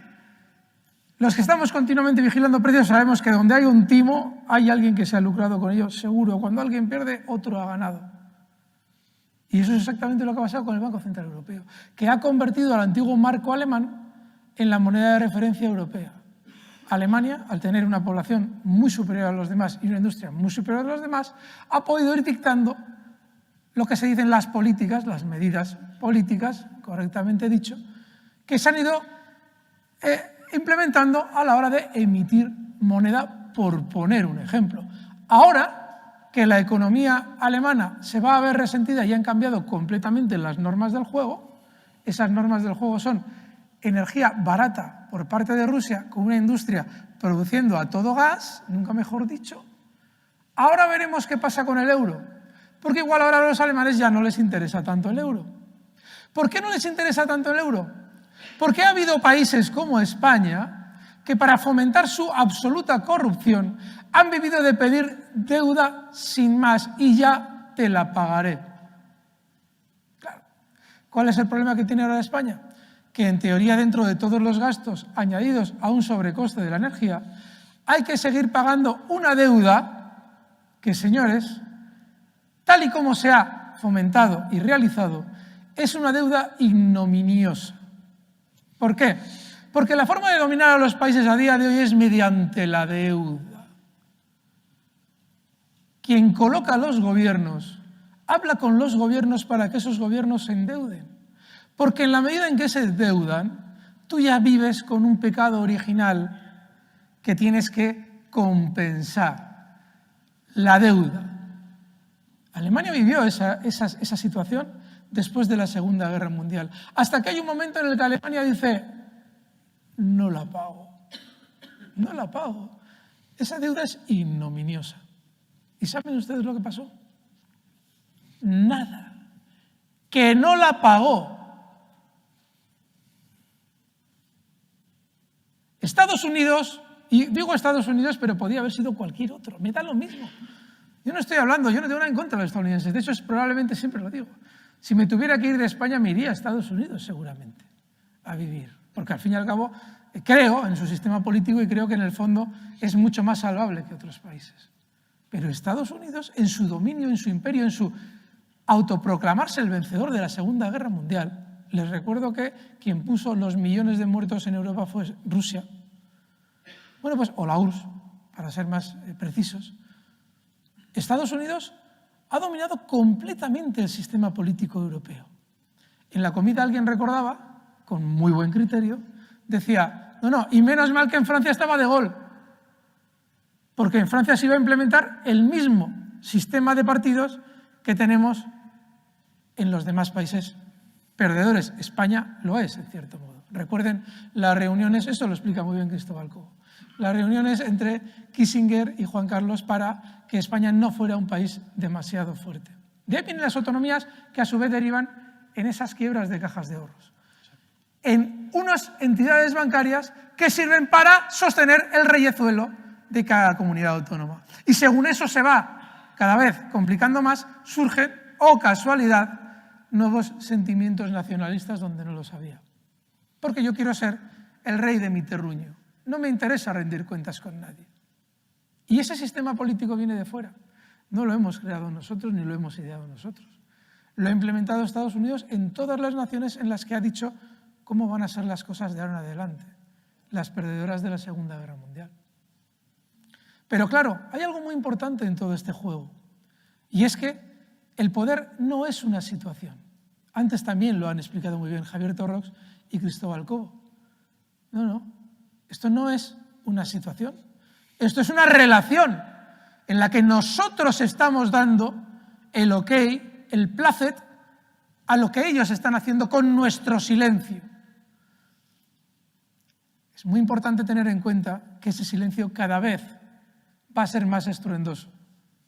Porque, ojo amigos, seguimos con el fútbol, seguimos con el opio del pueblo en la tele, seguimos con el entretenimiento, pero tenemos, y lo habían citado también ellos antes, una nueva generación de chavales que, como esto no cambie, se van a morir de hambre. Van a pasar están condenados a la esclavitud, esa es la palabra. A eso tienes que estar condenado, para producir económicamente para el imperio, para que ese imperio haga sus guerras, genere sus guerras, Ucrania, la que le viene a China.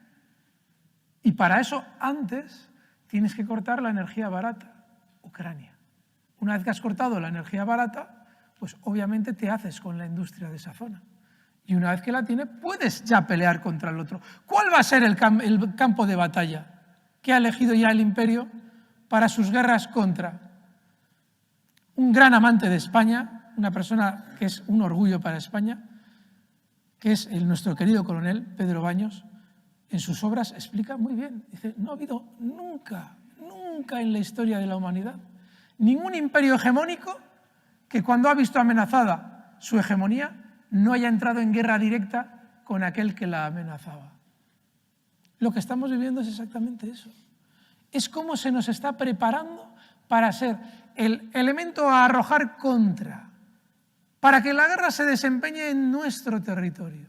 Y para eso, con esas falsas organizaciones supranacionales, la Unión Europea, se ha conseguido colocar títeres que no han sido votados por nadie, para que, teniendo su dinero en paraísos fiscales y a salvo, cuando los tiros empiecen, ellos no van a estar aquí. Y no hablo de Ursula von der Leyen, desde luego que de ella hablo. Hablo también de Pedro Antonio Sánchez.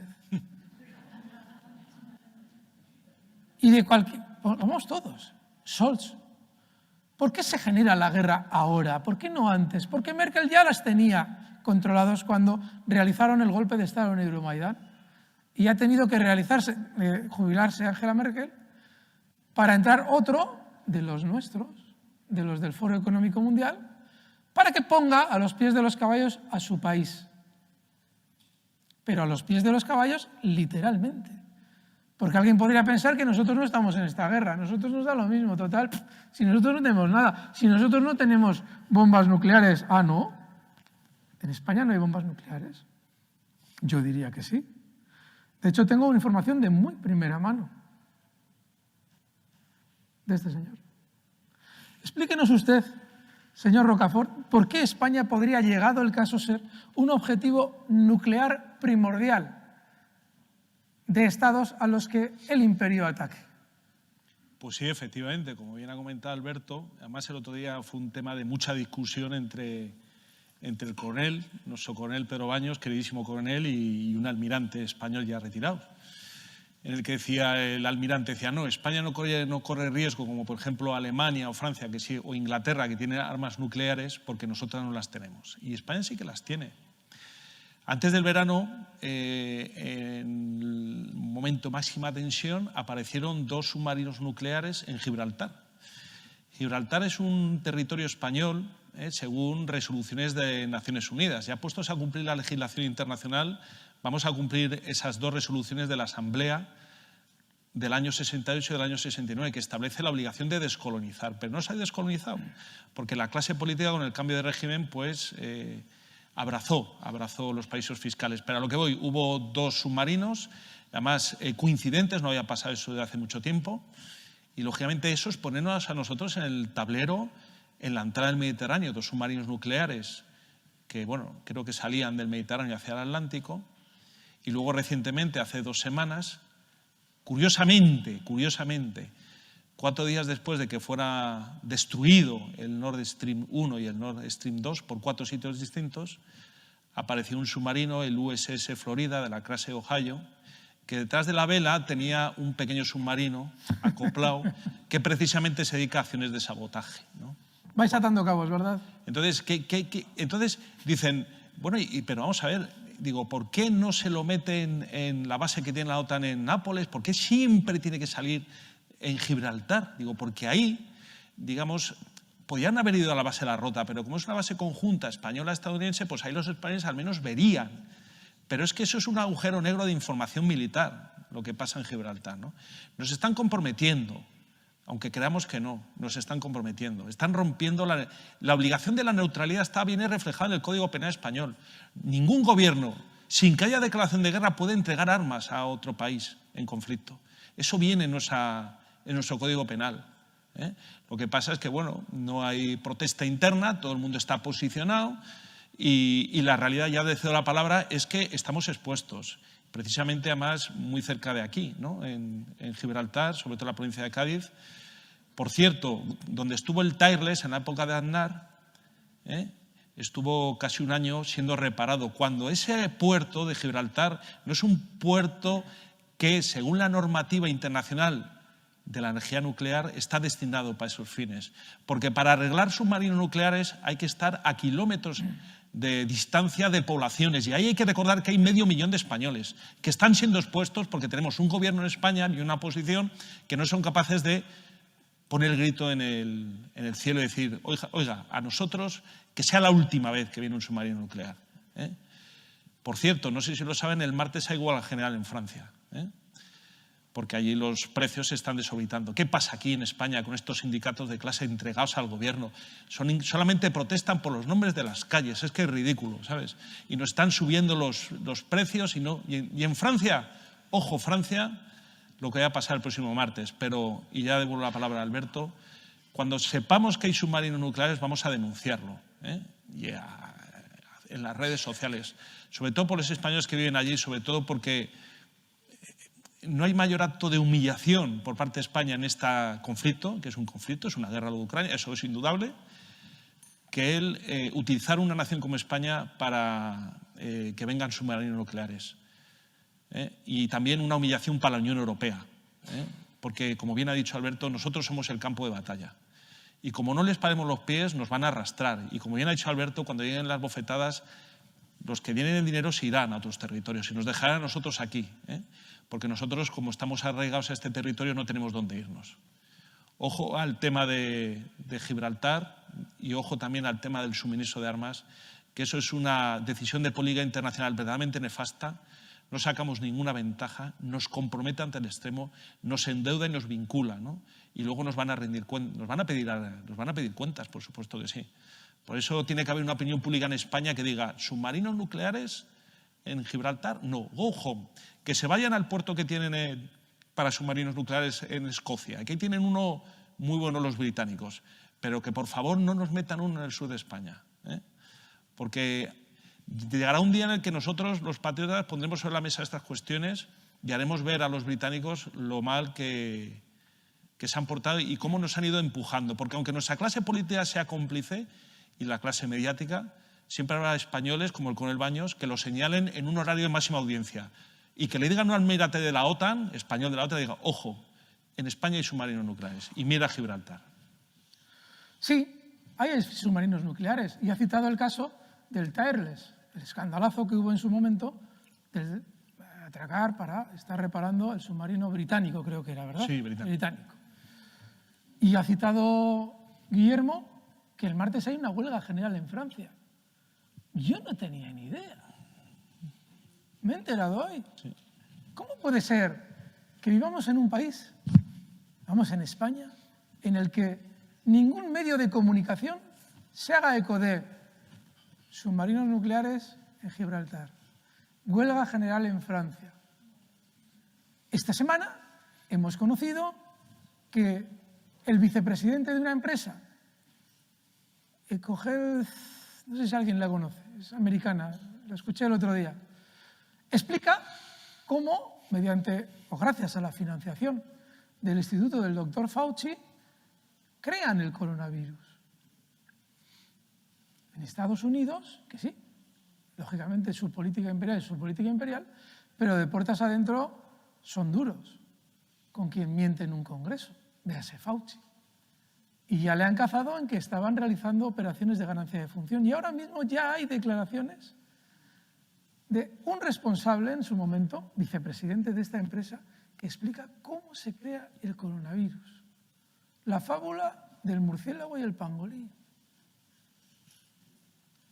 Oye, ¿habéis visto que esto aparezca en los medios?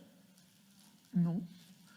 Las declaraciones en el Senado americano de Fauci, allí son públicas. En la Fox las ponían todos los días, que aparecía. Y lo que decía allí eran barbaridades. Y lo que decían los expertos que le contraargumentaban eran barbaridades. ¿Habéis oído algo? No. ¿Sabes por qué no hemos oído nada? Porque los mismos fondos de inversión, grandes fondos de inversión, que son dueños de las farmacéuticas americanas que nos han vendido las vacunas, son los mismos dueños de los medios de comunicación españoles. Los mismos. Y no es algo que se esconda. Quien se dedica a la bolsa no tiene que hacer mucho esfuerzo para ver cuáles son los accionistas mayoritarios en unas y en otras. Los mismos. ¿Sabéis que se ha ocultado los contratos que firmaron los responsables de la Unión Europea con esas farmacéuticas? ¿Por qué se han ocultado? Porque en esos contratos, y ya hay, afortunadamente, hay, Asociación Liberum, por ejemplo, hay maravillosos luchadores por la libertad que están peleando para que se sepa de una manera fehaciente, ya se lo huelen, de entrada porque ya tienen probablemente chivatazos, pero necesitamos el documento, necesitan ellos el documento, están luchando por todos. Hay sociedad civil, no creáis que esto está muerto. ¿Por qué se firmaron esos contratos? Porque en esos contratos dejaban totalmente fuera de combate a los países en los que se iban a destruir las vacunas. ¿No habéis sospechado de lo poco que se ha hablado de qué tratamiento podría ser eficaz? No se ha hablado nada. Bueno, pues ahora estamos empezando a saber que muy probablemente en esos contratos que firmó la Unión Europea y los países que han comprado las vacunas, se imponía a esos países que no investigaran en tratamientos contra el COVID.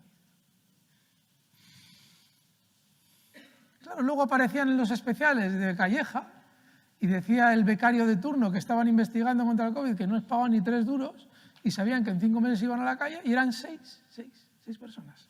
Del gobierno destinaba para 6 personas para encontrar el tratamiento.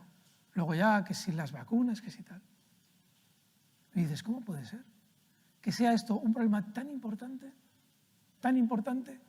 y se esté destinando tan poco dinero a un tratamiento? En España apareció un señor en Yepes, un médico, que había encontrado una fórmula, no era ninguna fórmula milagrosa. Él decía, no, si esto se trata con acitromicina, que toda la vida lo hemos tratado, no solamente tiene, no quiero entrar en temas médicos porque esto lo va a llevar luego Luis Miguel Benito, Iñaki Piñuel, mucho mejor que yo, y Emilio Treviño, pero es que no se ha investigado nada. Y ahora nos preguntamos, ¿por qué no se ha investigado nada? Porque el dinero estaba en otro sitio, señores.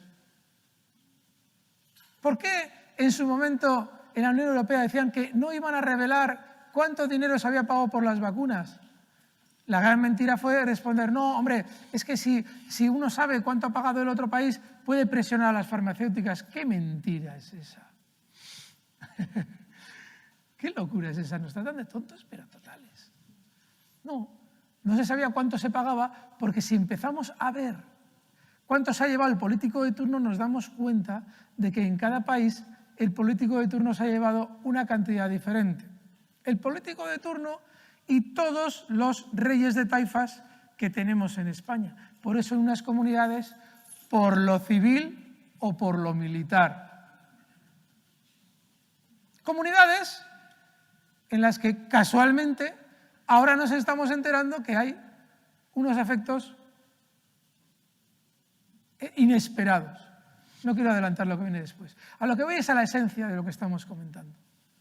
Todo lo que vamos a escuchar luego también con Luis Miguel Benito, Iñaki Piñuel y Emilio Treviño, viene de la corrupción pura y dura, del cobrar dinero por las situaciones más duras que puede pasar un país. Pero es que lo mejor de todo es que en el país del que probablemente viene el problema, ya están investigando cuál es la causa real del problema y han llegado a la conclusión de que probablemente sea un bicho que ha salido, bueno, probablemente no, de que es un bicho que sale de un laboratorio.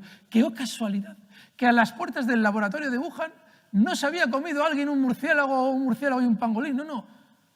Que es que ahí se estaba investigando como todo el mundo pensaba, ahí estaba Fauci con los chinos y, joder, ha salido de ahí el virus. ¿Habéis visto a Pedro Sánchez reclamar, hombre, esto es una indignidad, por Dios, en todos los medios de comunicación? Oye, que el virus ha sido creado en laboratorio probablemente. ¿A que no habéis oído nada? ¿Sabes por qué? Por lo mismo. Porque los mismos que están protegiendo las farmacéuticas son los medios de comunicación. Y, oh casualidad, cuando Rusia ya harta de que se masacre a sus ciudadanos étnicos rusos en Ucrania, decide entrar, aquí el relato es monolítico. Putin. Yo me hace mucha gracia en Twitter. Yo no creo, a veces hay gente maravillosa en Twitter, de hecho hoy tenemos amigos maravillosos de Twitter aquí, pero es que yo no puedo entender la forma de manipular tan zafia que te encuentras en esos medios. No, pero es que el que ha invadido es Putin. ¿Pero qué me estás contando? ¿Y por qué todos aquí, todos los medios de comunicación dan esa versión? Porque los mayores accionistas de las compañías armamentísticas, ese dinero que vamos a pagar para que vaya a Ucrania en forma de armas, son los mismos fondos que son también capital mayoritario en los medios de comunicación. Esto quiere decir que no hay absolutamente ninguna salida dentro del sistema. Todo lo que nos acaba de explicar Guillermo Rocafort, fijaos que hay que añadir cómo ha ido degenerando el sistema durante los últimos años. Hemos llegado ya a un punto en el que ya solo queda nuestra vida. Ha citado antes algo muy importante. Yo el otro día en un directo a una oyente dice, bueno, ¿dónde se puede invertir? Y digo, joder, pues tal y como se están poniendo las cosas, invierta usted en agua. Porque hasta eso nos quieren quitar. El agua. Y mientras tanto, nos dirán que hay una huella digital cada vez que entramos en nuestro banco y nos dirá, lo que has gastado supone tanto consumo digital de CO2 en la atmósfera. Sí, ¿verdad? El mayor contaminante en el planeta actualmente es China. Claro, en realidad eso es una mentira a medias. ¿Por qué? Porque esas empresas que contaminan en China, muchas de ellas, esas industrias, están deslocalizadas por parte de Estados Unidos allí. Hace unos meses Nancy Pelosi entraba en Taiwán triunfante, dándonos ya claramente dónde está la próxima guerra geopolítica.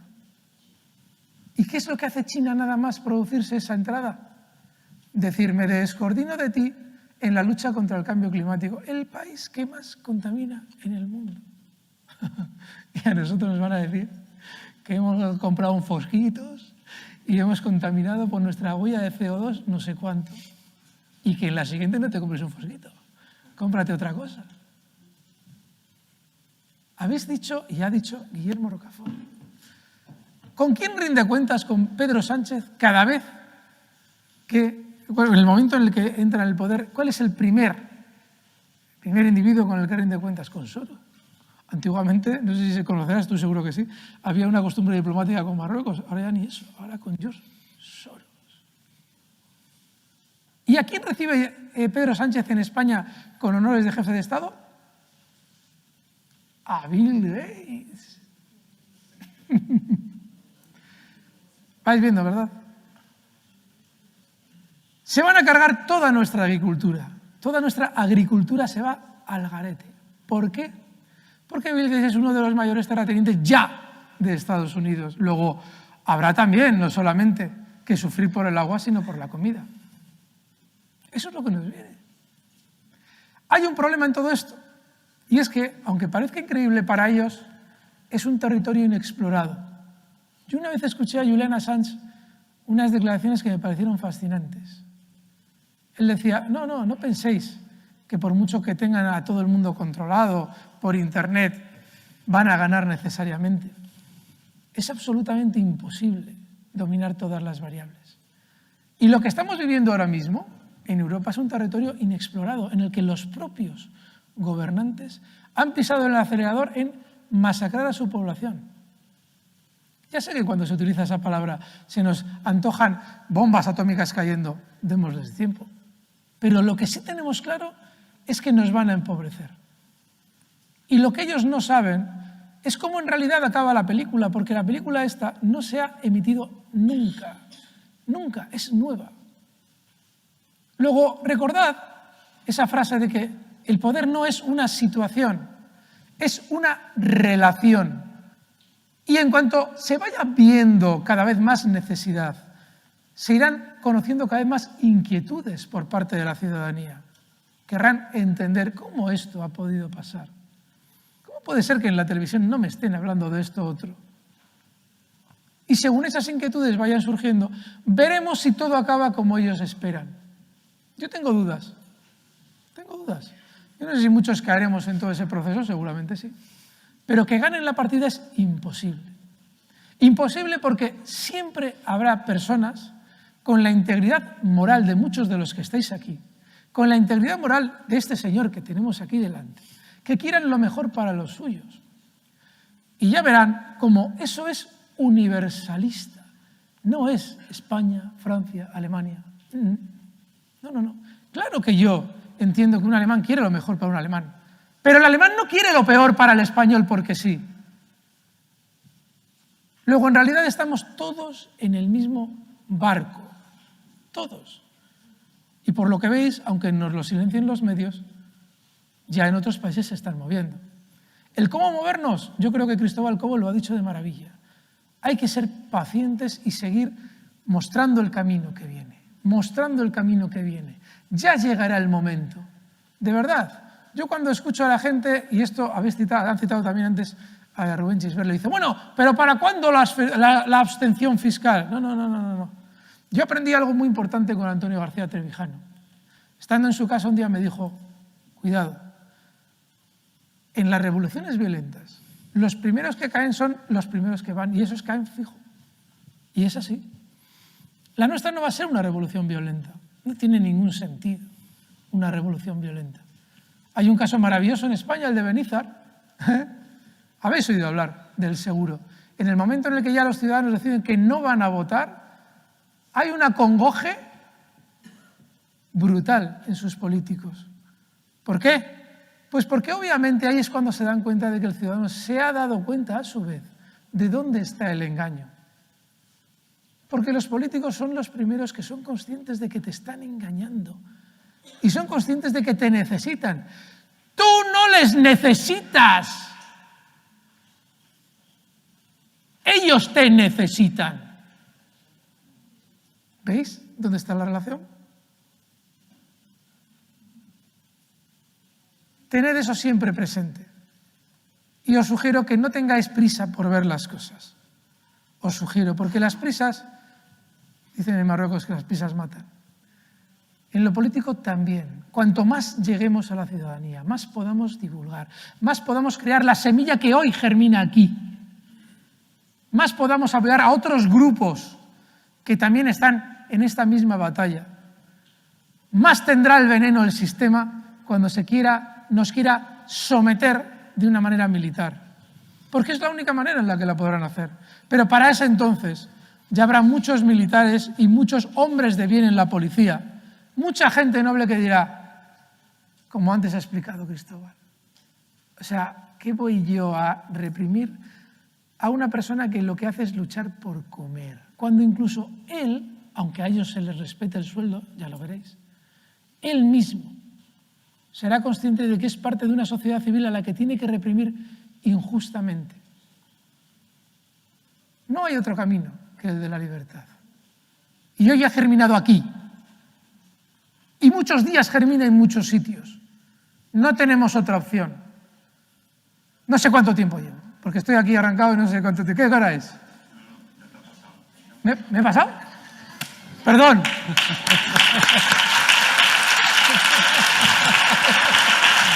Perdón.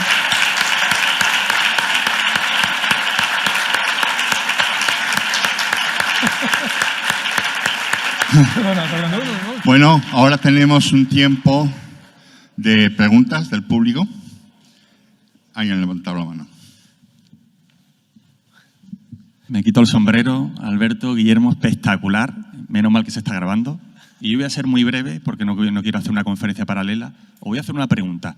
¿Quiénes son los chulos del sistema? Porque los chulos del sistema es una expresión de Etienne de la Boétie, de su obra, la famosa obra Discurso de la servidumbre voluntaria, que hablaba de que el tirano no se mantiene solo. Y yo hago una subpregunta. ¿Son los chulos del sistema la más media? ¿Los medios de comunicación? ¿Solo ellos? ¿Otros más? Muy concreto. ¿Quiénes son los chulos del sistema? ¿O quiénes son los chulos del tirano? Es casi lo mismo, el sistema y el tirano. Se me ocurren, si me permites, por Dios. Se me ocurren muchos nombres, efectivamente. Además, solamente hay que verlos en su talante, no solamente por el papel que hacen de amenaza, ¿no?, sino por sobre todo el fondo de su comportamiento, sino las maneras. Yo creo que ahora el principal chulo que tenemos es Antonio. Es Pedro Sánchez, actúa chulescamente. Han llegado a decir que los que fuimos a aplaudir a las Fuerzas Armadas aplaudíamos a una cabra, ¿eh? Y eso lo han retuiteado todos los socialistas. Son los partidos políticos, en este caso el PSOE, que está absolutamente talibanizado. Es un partido que vive de espaldas al pueblo, ya directamente llamándonos, pues eso, vamos, adoradores de cabras, ¿no? Porque fuimos a ver a... Luego también están los caciques nacionalistas. Se me ocurre, por ejemplo, Pere Aragonés, el catalán. Pere Aragonés, Ximo Puig, con esos talantes, Urkullu, ¿no?, prácticamente Otegi ya linda el chulo pistolero, ¿no?, porque ya sabemos por dónde van, por la vía violenta contra el pueblo, ¿no? Pero bien, como has comentado, yo creo que en tu pregunta estaba la respuesta, ¿no? Pero luego están los medios de comunicación. Se me ocurre, por ejemplo, La Sexta. Esa cadena hay que cerrarla ya. O sea, ya. ¿Y qué es cerrarla? Pues poner un candado y que no se graba ahí ni un programa más. Porque es una televisión que constantemente está insultando al pueblo español. Ayer haciendo zapping, digo, están otra vez anclados en la guerra civil, metiéndonos por los ojos el guerra civilismo, el odio, la violencia, los medios de comunicación, el grupo Prisa, por supuesto. Es decir, todos los que han apostatado la búsqueda de la verdad y lo único que buscan es servir como matones, como chulos, como pistoleros a los capos, que son las grandes corporaciones, los fondos buitre, que son los dueños de la soberanía nacional ahora mismo. Y que se hacen valer de ellos, Soros se hace valer de Pedro Sánchez, para imponernos una serie de leyes que son contra la natura y que son contra la nación española. Entonces, bueno, pues estoy encantado con la respuesta que te he dado. Y además es que viene muy al caso de saber identificar. Y eso es una cosa que a los que de alguna forma nos han señalado, estamos obligados a decírselo al pueblo español, ¿no? Los que nos han llevado a los tribunales. Es decir, es que eres un chulo del sistema, eres un matón. Me quieres arrinconar, me quieres amenazar, me quieres amordazar, me quieres secuestrar, quieres acabar con mi libertad, quieres que me calle. Y eso es una cosa que tenemos que tener bien claro los españoles. Porque aquí llega un momento del reseteo, de momento cero, ¿no? En el que tendremos que saldar cuentas. Hay que saldar cuentas. El Partido Socialista es un partido que desde que se creó hace 140 y pico años no ha cometido más que crímenes en España. Crímenes económicos, crímenes políticos. Es un partido que lógicamente no puede tener ningún futuro en la nación. O sea, nos deja en ruina cada ciclo político en el que está. O en lo peor, o mucho peor, en una guerra, ¿no?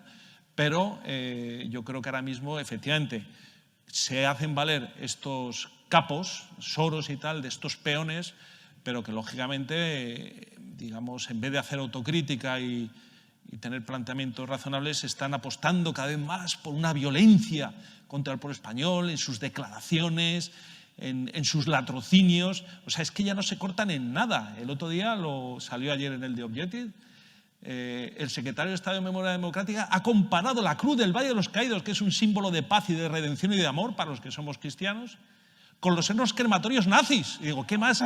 ¿Qué exceso verbal puede haber mayor que ese? Digo, ¿y tengo que tolerarlo?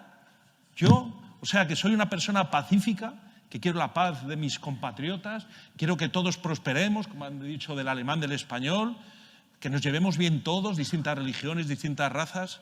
Tenemos que soportar esta violencia verbal a la que sistemáticamente nos somete la izquierda, periódicamente en España, o lo que tenemos que hacer es acabar con esta izquierda de una vez por todas y que haya una izquierda patriota, una izquierda nacional, una izquierda social y una izquierda sindical que esté ya convocando huelgas generales, en vez de estos sindicatos, que son otros violentos, que se dedican a vivir de las subvenciones.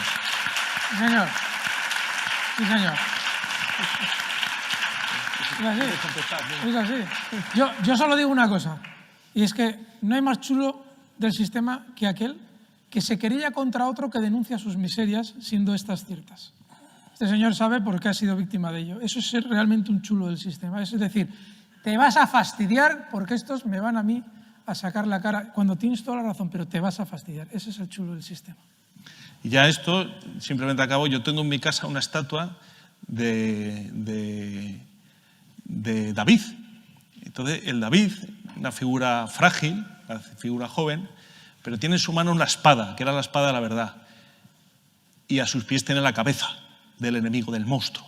Es decir, esos mensajes bíblicos que nos demuestran que desde la debilidad, pero desde la verdad y el valor, puedes cortar la cabeza, en sentido figurado, por supuesto, al enemigo, a ese bruto que te está asustando todos los días, que no te deja vivir, que te coacciona, que te perturba, pues eso lo tenemos recogido, lógicamente, en la Biblia. Yo cada vez que veo esa estatua digo, qué grande, ¿no? Esa imagen de ese joven que supo sobreponerse al miedo, a la debilidad, y le cortó la cabeza a la bestia. Eso es lo que necesitamos en España, en sentido figurado, por supuesto. Hay que cortarle la cabeza a la bestia.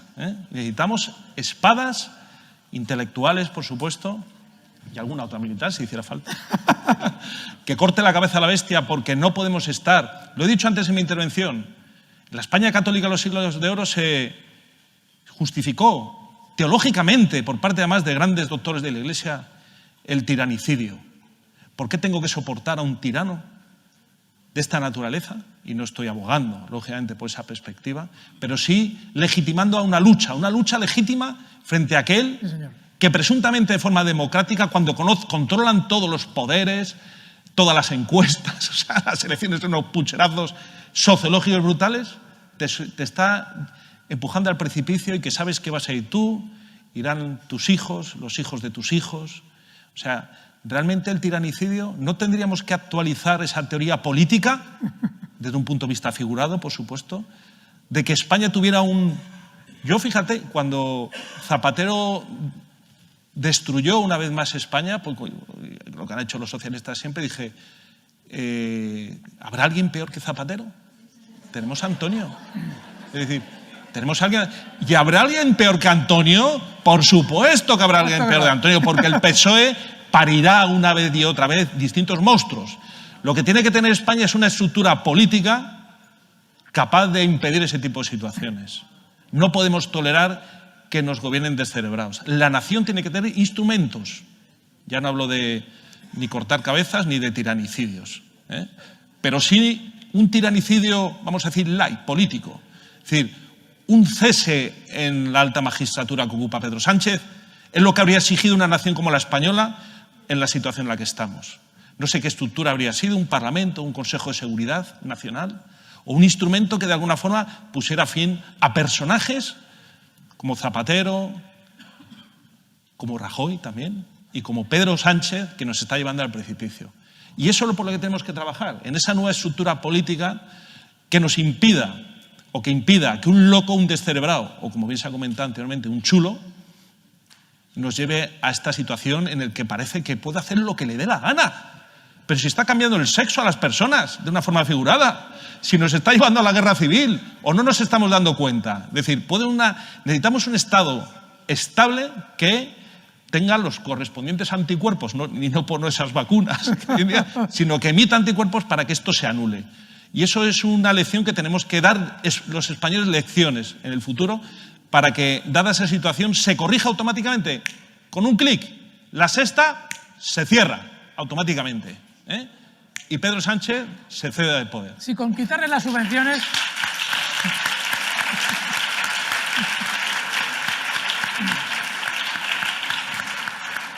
Una última pregunta, porque ya vamos pasado de tiempo.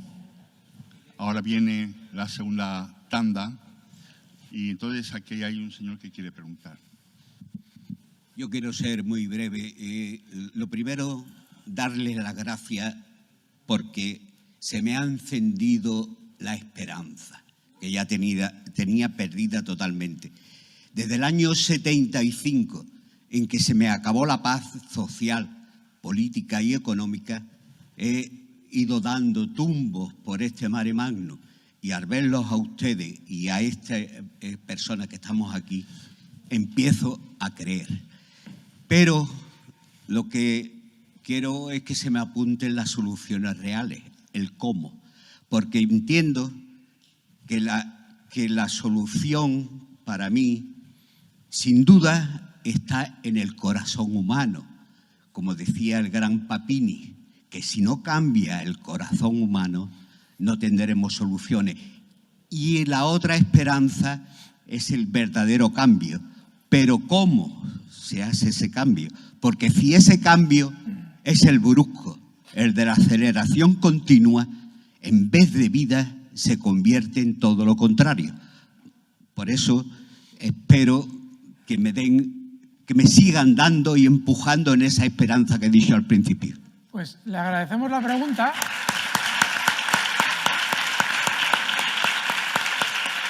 Le agradecemos la pregunta, pero en la charla anterior hemos tenido a Cristóbal Cobo y a Javier Torrox que explicaban muy bien cómo debe ser ese cambio.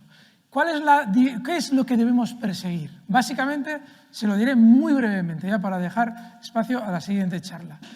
Es importantísimo que en España haya la representación del ciudadano. Es decir, que España se divida en X circunscripciones, como ya hay en muchos países en el mundo, y quien sea elegido en esa circunscripción defienda los intereses de sus ciudadanos. defendiendo sus intereses, no yendo contra los de los demás, simplemente defendiendo sus intereses. Y que el Poder Ejecutivo, es decir, el Gobierno, sea elegido aparte y que no puedan tener ninguna conexión entre los dos hasta el punto de que se miren a cara de perro, desconfíen el uno del otro, para que si hay que hacer dimitir a un presidente, sea el Parlamento el que le diga algo a usted se va, pero a su vez el Parlamento se autodisuelva para también volver a ser elegido o no.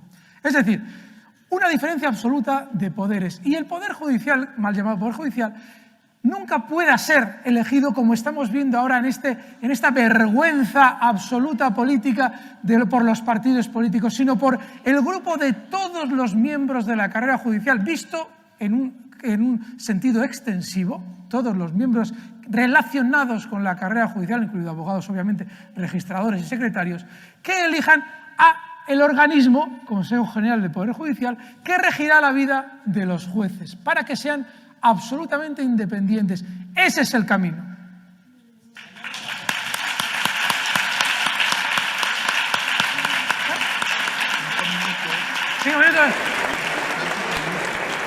Señor Rocafort, quiero hacerle una pregunta y sin micrófono. Sí.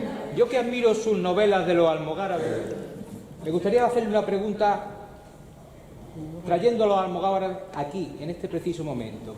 Si los almogávares estuvieran, ¿a quién apoyarían en caso de una revolución? ¿Al pueblo soberano que se ha levantado o alzado? ¿O a la próxima ficción del Estado, por ejemplo, ya vemos materializada en la persona de Olor? ¿La persona de? Vamos a ver, una pregunta. Que es un poco complicada de repetir. Que es que no lo ha oído. ¿Le puede acercar el micrófono? Es un segundito. Que es que no se ha oído la pregunta, dice la gente, el público. Sí, vamos a ver. El asunto estaba en traer aquí a debate no, porque no vamos a debatir, simplemente es una pregunta certera y puntual.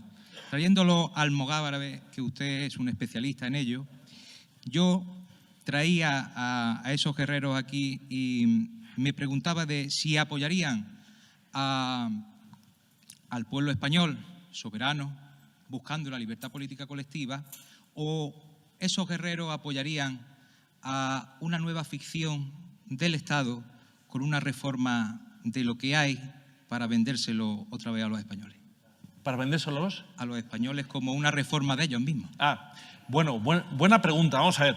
Sí. Y voy a ser muy breve en la respuesta porque estamos fuera de tiempo. Los almogávares son el mejor reflejo de la nobleza y la grandeza de España.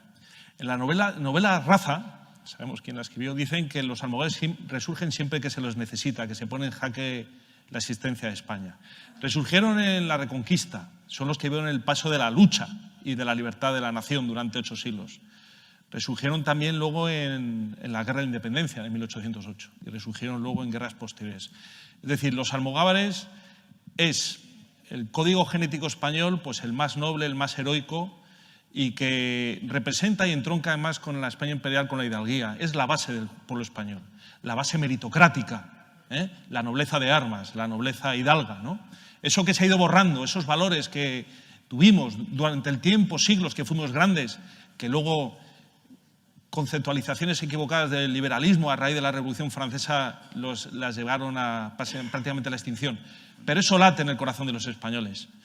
Entonces, cualquier futuro, cualquier resurgir que hay en el partida de una clase, de una élite que tendrá, yo creo, ese espíritu almogávar, está completamente alejado, lógicamente, de la clase política y de, digamos, el trueque en el que se ha convertido hoy en día el electoralismo. Es una clase verdaderamente patriota y que puede fundamentar el día de mañana el resurgir de la nación.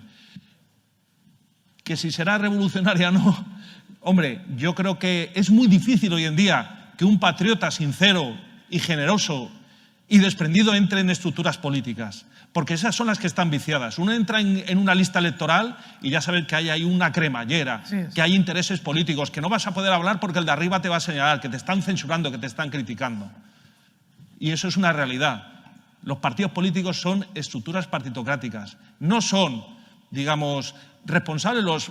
Hay grandes políticos en partidos políticos, quiero decir, pero ese resurgir o esa nueva vamos a decir, élite política española no entrara por la vía, digamos, partitocrática. Eso lo tengo clarísimo. No sé si he respondido a su pregunta. Perfectamente.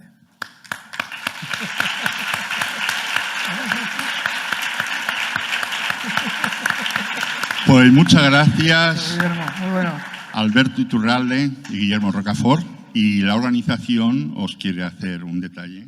Oye. Anda, qué bonito, qué bonito. Muchas gracias. Oye, qué Muchas maravilla. gracias, ¿eh? Oh, qué maravilla.